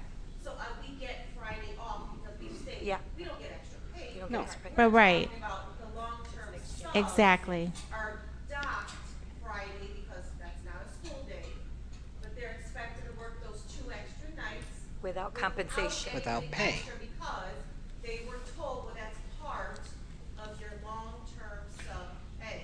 So all I can speak to Actually, so you're Mrs. Nickerson, we're going to send something out in writing, but you're absolutely right. I was told by my team that was the procedure, and that's how we've done it for many years, which didn't sit right with me also. So Dr. Cesario will write something this evening to all the principals and get it out to them to let them know that the long-term subs will be paid, and that is the direction that went out last week. So, okay, it just wasn't, get that and then the But the principals were teachers haven't directed. been told. 'Cause this No, is- no, this is for long-term subs only. We're only, right. This is a long-term sub, retired teacher. Yeah, I understand that. Right. That's what I'm stating, that Dr. Cesario is going to write something this evening. I don't know if we can pull the list of all long-term subs, but he is going to get something in writing out to all the principals, the area superintendents, Can I and they just- will inform Something was already given to the principals, Thank and they you. were supposed to share it with the long-term. Okay, well, then they didn't do their didn't job, we'll so follow now up on what? that. Well, And so can I, okay, I'll just because this wait. is, we're like all over the place. If there's a specific school, Mrs. Vukovic, if you can just let Dr. Cesario know, and we will deal directly with the individual principal to clear up any miscommunication that happened. Because some principals may have told, so I just want to make sure that we're addressing where the issue is, and we will handle that this evening. Can I ask a clarifying question? I am very sorry. Hopefully this will be very quick. We keep talking about a text message. Is this type of communication appropriate for a text message? Where did the text message come from? Why wasn't it like an email? I'm just very confused Miss on that format. Yeah, Miss Lensing, I have no clue, but when I get off Okay. this podium, I'm going to check Figure into it all out. of this and figure Okay. this out. I don't know. I would think that went in writing. I do know that there was some back and forth at the district office on what this looked like, what was historically done. I believe I was given some misinformation, so I don't know. But we're going to clear it up, and we're going to move forward with it. Okay, So thank you. we now know there's a problem, and we are working to solve it. But thank you for bringing that to our attention. So I have another clarifying question Go ahead, to Ms. that email Fagan. that's going to go out, because you're giving them a late notice. They may not see this email till the morning. So is that notice going to say that these long-term subs are required to stay the night where they No. were already told? So I just want to be clear that. You know what I'm saying? Because Well, you're giving them like a that- 5-hour So a notice was already, so this was last Thursday, and then because this has been the practice has not been to pay them, but given the fact that we have so many, that it's important that they're there, right?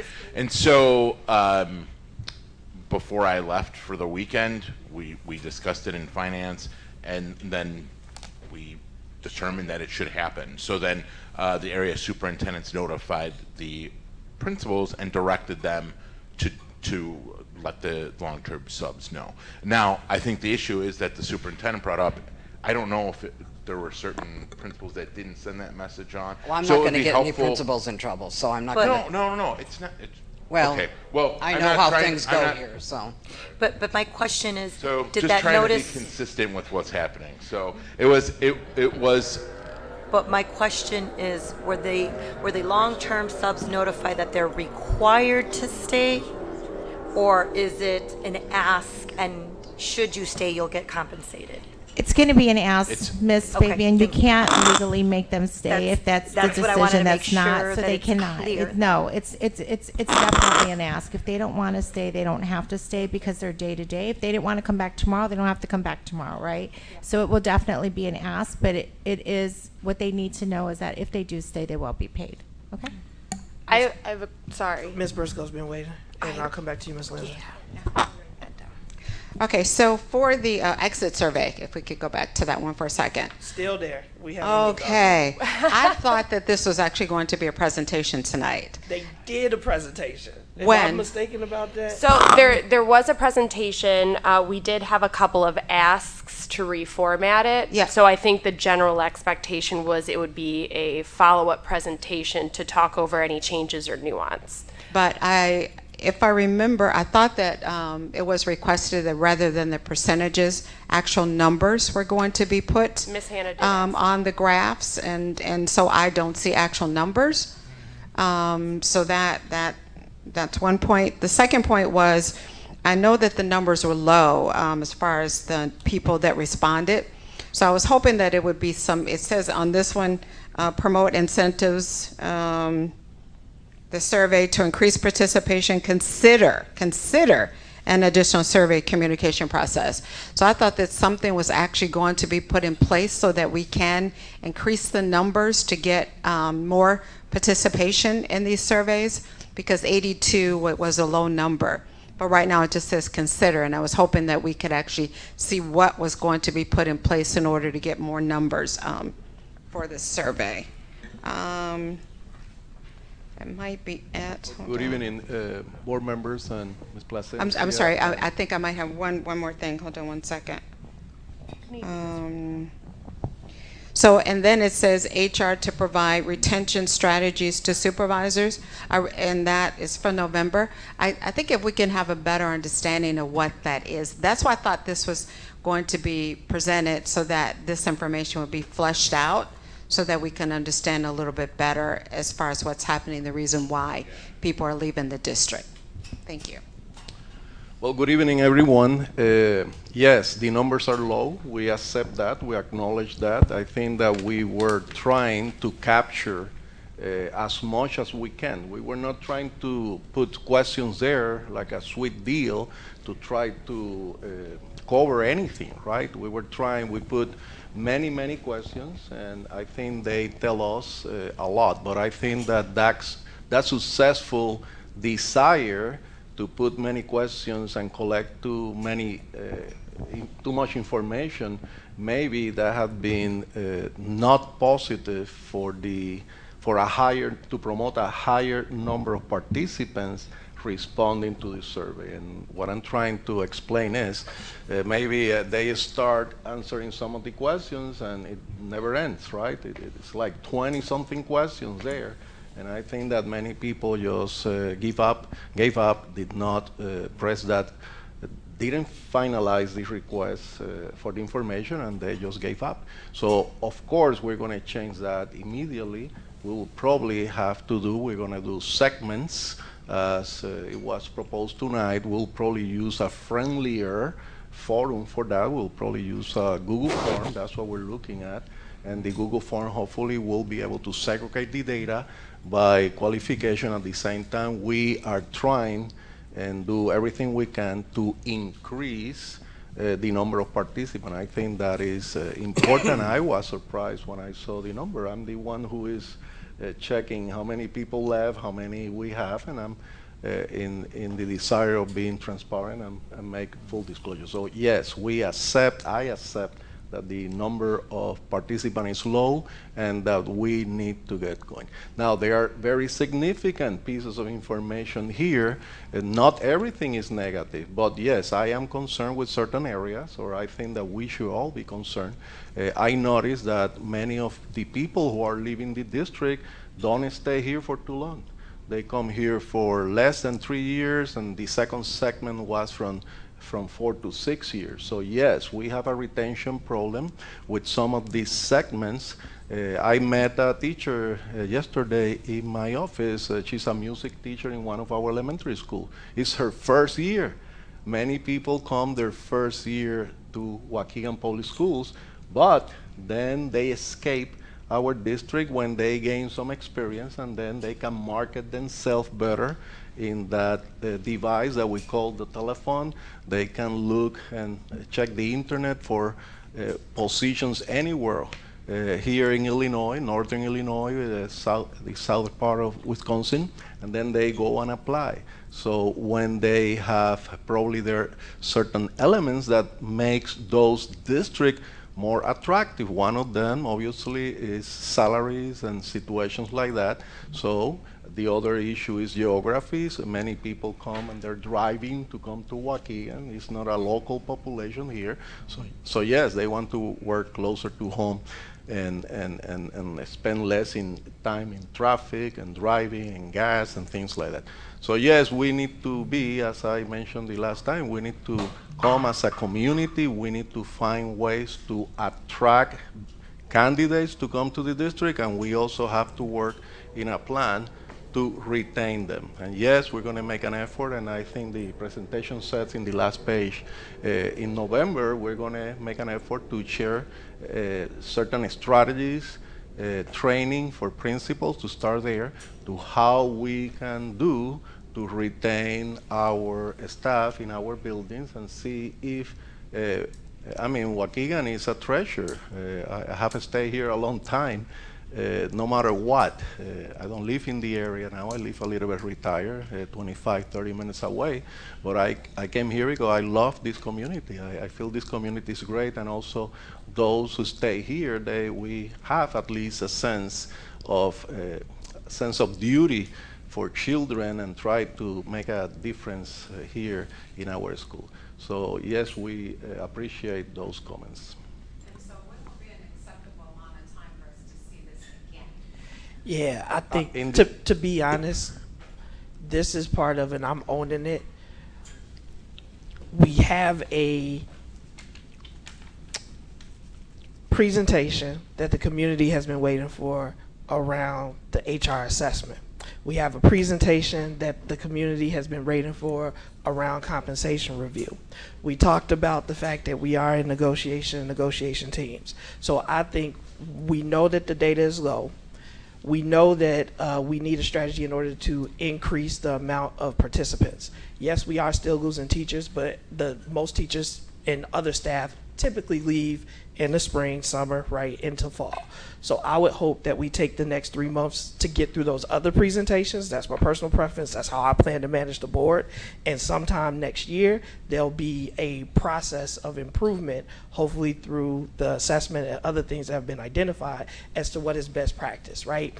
As an employment manager, when I have somebody from my team that's leaving, one of the recommendations is an in-person exit interview, right? We also have other surveys that are done. This isn't, and this is not rocket science, right? And so the piece of what do you need to do in order to increase them out there, definitely some system things and concerns. I do believe how many questions are a typical survey, between 5 and 10, right, is because just people, you're going to get typically those that had a great experience or those that had a really, really bad experience. And what we really need to do is expand the pool of those that are responding so that we understand what is the actual experience of the average employee in District 60. It's because there are some that I talked to that they say Waukegan was the best time that they had, got others who couldn't wait to leave, right? And so when you say I'm just setting correct expectations. It's going into November and December with the other things that I know are on the district's agenda. While this is 100% important and you have to identify in order to be able to repair and fix, we do have some actionable data. So I would expect that we would hear some type of update as to what the plan is January, February of next year. Question. Go ahead. Where's the microphone at? If we can hand it to Ms. Fulton, and then I'll come back to you, Mr. McBride. I'm sorry, Clyde. I didn't know you had the microphone. I'm sorry, Clyde. Do we have an independent person to do an exit interview, just in case? Maybe look into EAP. We already use them. It's one of our benefits. They're counselors. Maybe we can have them do the exit interview, for it can be person or virtual, and that would alleviate some of the fear of speaking up to or the comfortability of what people would like to say and overutilizing questions when we should do in person. It's like Brandon just said, I'm sorry, Mr. President Euring, sometimes we overutilize spreadsheets, forms, when it should be an in-person thing, for people can at least feel good about leaving if they do leave, right? And maybe one day they may want to return here. You never know where life takes people. So I would suggest looking into EAP, where it's already our service that we pay for. They're already certified counselors usually that do a EAP, and have them do the exit survey to take that one off our plate. That just would be answer. That's a great suggestion, Ms. Fulton. Definitely look into that. Yeah, because I think the main piece is the anonymity around the information, right? Because I had written it down. My hope is that some of these teachers do return to us, whether they're leaving because a spouse got relocated, maybe they just needed some time away and it's like, man, I really miss some components of it, that they come back to it, but they do so that they feel that they are safe. And I'm not trying to say that certain individuals are unsafe, but there is that level of job security that we need to keep in mind should they want to return. And to your point, be fully honest. And so if we're getting quarterly updates from something like an EAP provider or another third-party provider, then we can't attach it directly to who left, and we're moving that out of the picture, right? I'm not saying it's in the picture, but we can say for certain it's not a component. So I appreciate that perspective. Thank you. I had Clyde, you were waiting to speak on this one. I'm back on the substitute, and I got a few questions, maybe for some of these teachers around here. I want to be super respectful to all of y'all. Is it related to the exit survey report? No, it's just substituting. Y'all was on substitute. We weren't on substitute as much as they brought it up. I'll pass. Thank you, Mr. I'll get you. One clarifying piece to that, though. For the families, because we have people watching. Yep. For the families who are hearing that they may not have their long-term sub providing them the conferences, do we have a backup plan so that they're still updated on their child's performance?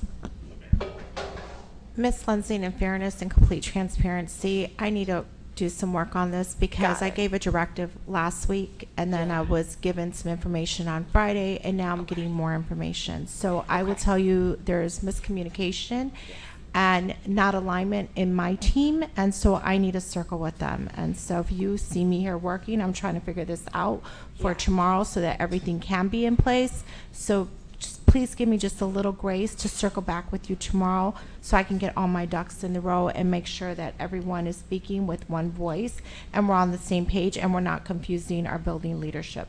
So I'm going to own that, but I need time to just figure that out, and I will circle back with you on that question. And I apologize if I came across that I want that answer No, now. no, It no, was no, more no, of you a don't. let's make sure that's on the radar so No, that the I families appreciate- get what they yep. need. But I I totally appreciate understand that. needing to like pull it And back and that was my address. stance with my team. I said if my son attends Waukegan Public Schools, has a long-term sub and they've graded him, I have the right to meet with that sub to ask about progress for my student. That is the only fair thing and equitable thing to do for our parents, our students, and our staff. And so I just need time to work this out. So please give me some time. Of course, thank you. Thank you. Oh, Mr. McBride, go ahead. Go ahead. I'm where Carolina was speaking about, not after, but before. Have we done surveys before they left? And I don't want to speak, but I do know that these are parts of it, kind of why sometimes the conversation seemed like this. So we did have a conversation about the 5 essential surveys. 5 essential surveys were broken down to the board, which had different topic areas. It let us know the percentage that was completed at each school, and the 5 essentials kind of was the thing that we were using as the barometer to give a dipstick test, right? If we don't want to use that, that's what the superintendent presented to the board to help us understand how the teachers felt. It was also aligned to the school report card because those numbers directly impact the school report card. If as a board we are saying that we want a different tool, Ms. Hannah has suggested one. I think you have the same issue. I don't think that you personally, I'll give my opinion and then I do want to move on, is when I say it's not rocket science, I participate in the Gallup survey every year for my job. It's broken down by department. It's broken down by, meaning if I have 6 direct reports, it rolls up. And there's a year-over-year comparison. Gallup is also not picking and choosing. So whether they're comparing a Fortune 500 company to a mom and pop shop to a school district, the information that they're using in the survey has been tested and has been looked at and has been validated. We don't have to spend 5 hours, 20 hours, 3 weeks. We figure out a tool that will allow us to, if it was going to be the 5 essentials, it was going to be the 5 essentials. If it's not going to be the 5 essentials, we investigate as to what the tool is, and then you implement the tool. And the tool allows you to get a dipstick test so that you are, able to be proactive. Full transparency. Scored really well with my team. One of the areas that we struggled in was recognition. And the question is, have I received recognition for my work in the last 2 weeks? Doesn't mean that we don't recognize, but that's a very specific question. Right. And it gives actionable feedback. And I know that on my team, while every other metric went up, that metric went down by 1. So then as a manager, I'm responsible for putting in an action plan in order to address whatever our lowest area is. And so, yes, Mr. McBride, I know we had talked about it. And I think the superintendent was saying that the 5 essentials capture a lot of that information. As a board, we're saying, and I see people nodding their heads no, then if it's not the 5 essentials, come back with a suggestion on what it should be. I'd also like to, Yeah. can I? I really didn't finish completing my comment, Brandon, but are you done? I'm done. Yes, sir. Okay. Back to Mrs. Carolina again, the comments she brought. I'm trying to be proactive instead of after the fact. Now, and not just the teachers, I'm talking about staff in general, because I really don't need a survey to understand what's going on in our district, because I done heard it enough from that podium. But I would like to hear the staff come to us and give us the information that we constantly hear from them.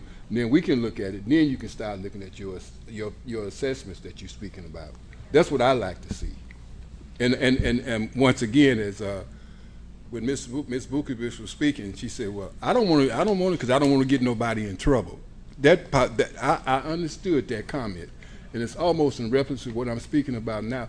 Give the staff the opportunity to do a survey in general, all staff, because all staff count and they work together.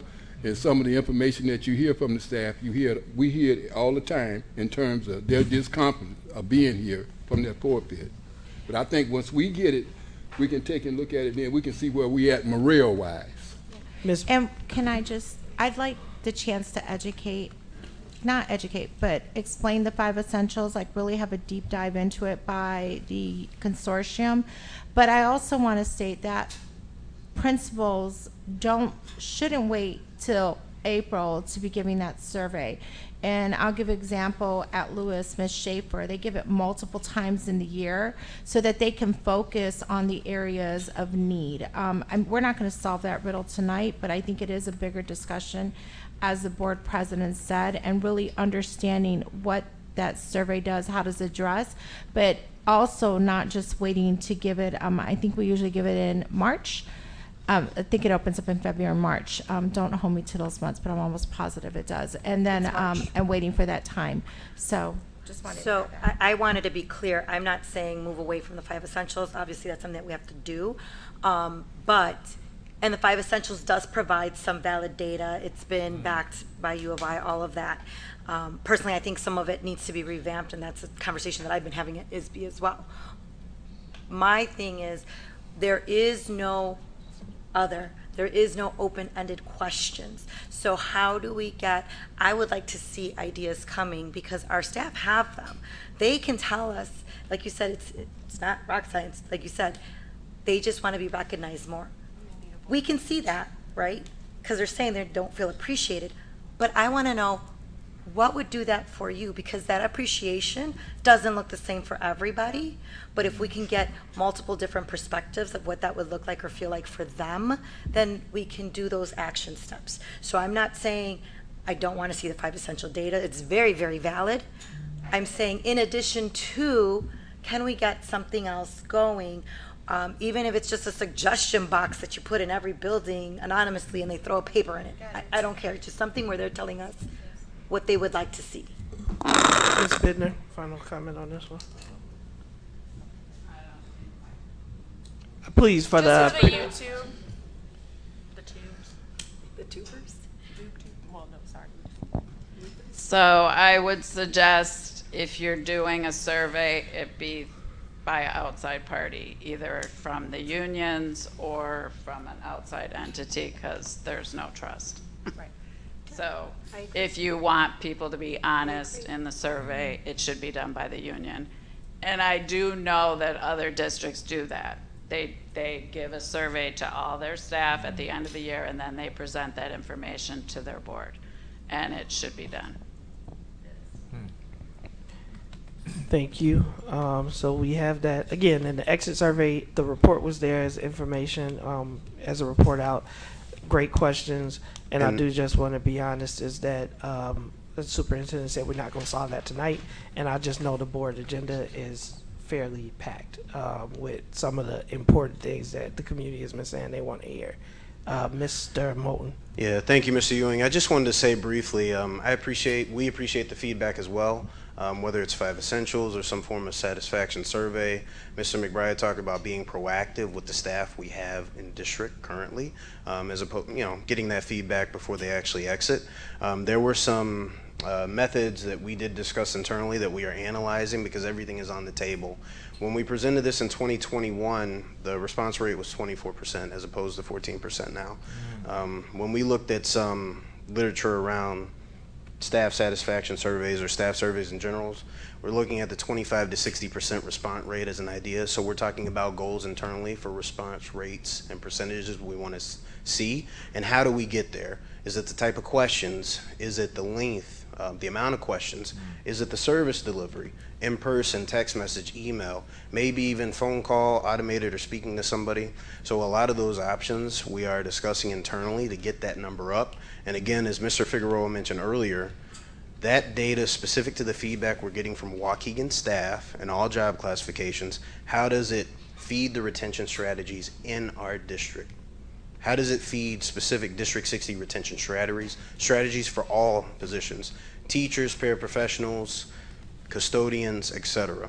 And doing that on an annual basis to where this information, we hope to come back in the future and say, 103 staff left the district this year for a variety of reasons. These are the reasons why. We got 53% of them that provided responses.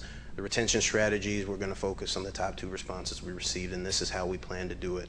So we want to get to that point. We understand the numbers are low, but there is a goal and method to this that we're analyzing to ensure that, one, the numbers increase, but also the information that we're requesting is information we can actually use to inform strategies and techniques for our leaders in the district specifically, as well as decision makers, including the Board of Education, to help increase retention for our positions.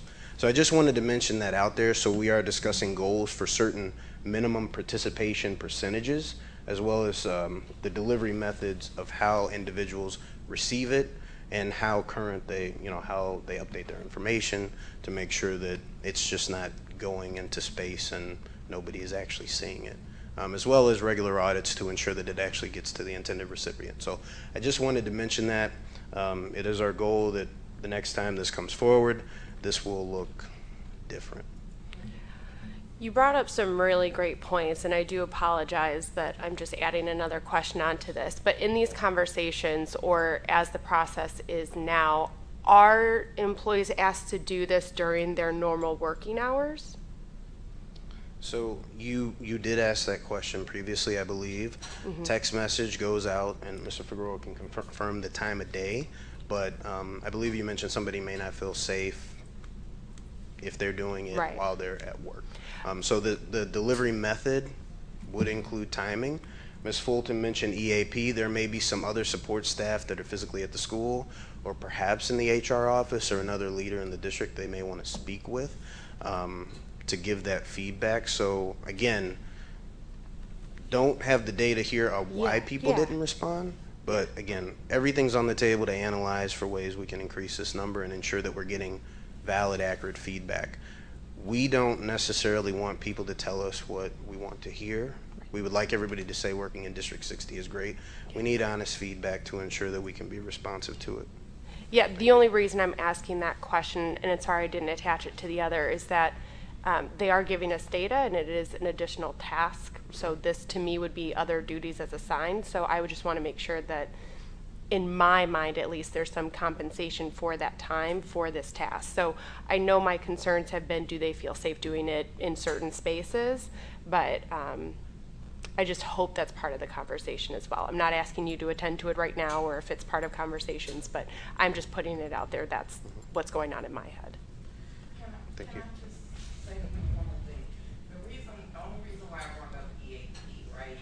First of all, they're master level counselors that answer that phone. It's not, just normal people or somebody with a bachelor's degree or whatever. Not to say they can't do it. Transitions, if you know anything about counseling or anything, transitions is the hardest thing in people's lives. Whether it's divorce, whether it's going to a different school, whether it's transferring from Brookside to Washington County. Transitions in any part of your life is the hardest thing to do. Regardless if you're taking on your lead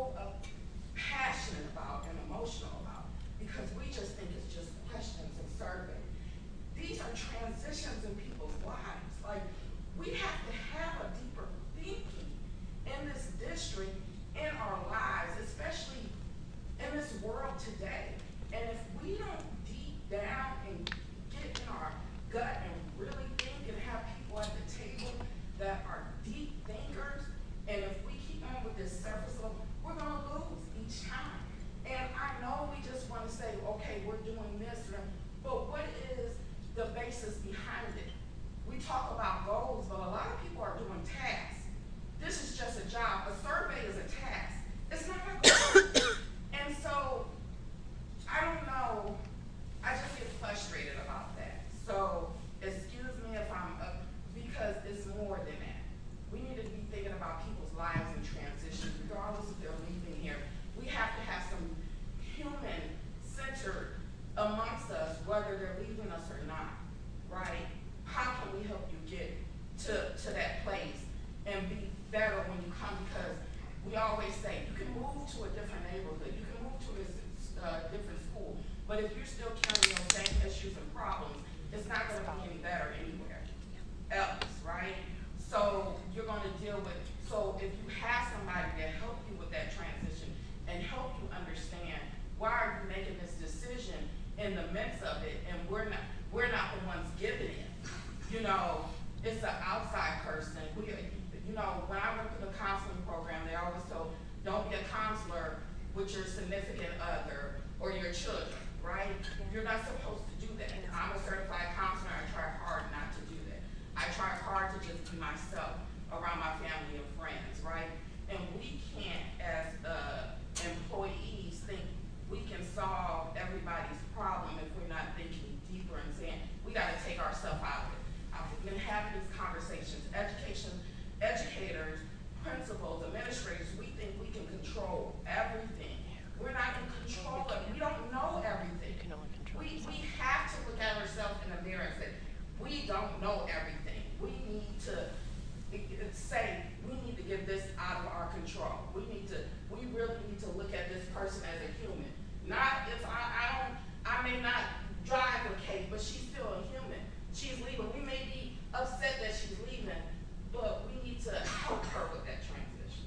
That's all I'm gonna say. So it's not, we gotta think deeper when we're thinking, and I don't know who y'all have on y'all committee. I really don't, it doesn't matter. But just like we tell our kids or teachers that y'all need to ask deeper level questions, y'all need to ask yourself deeper level questions and think outside the box when you're in these committees too.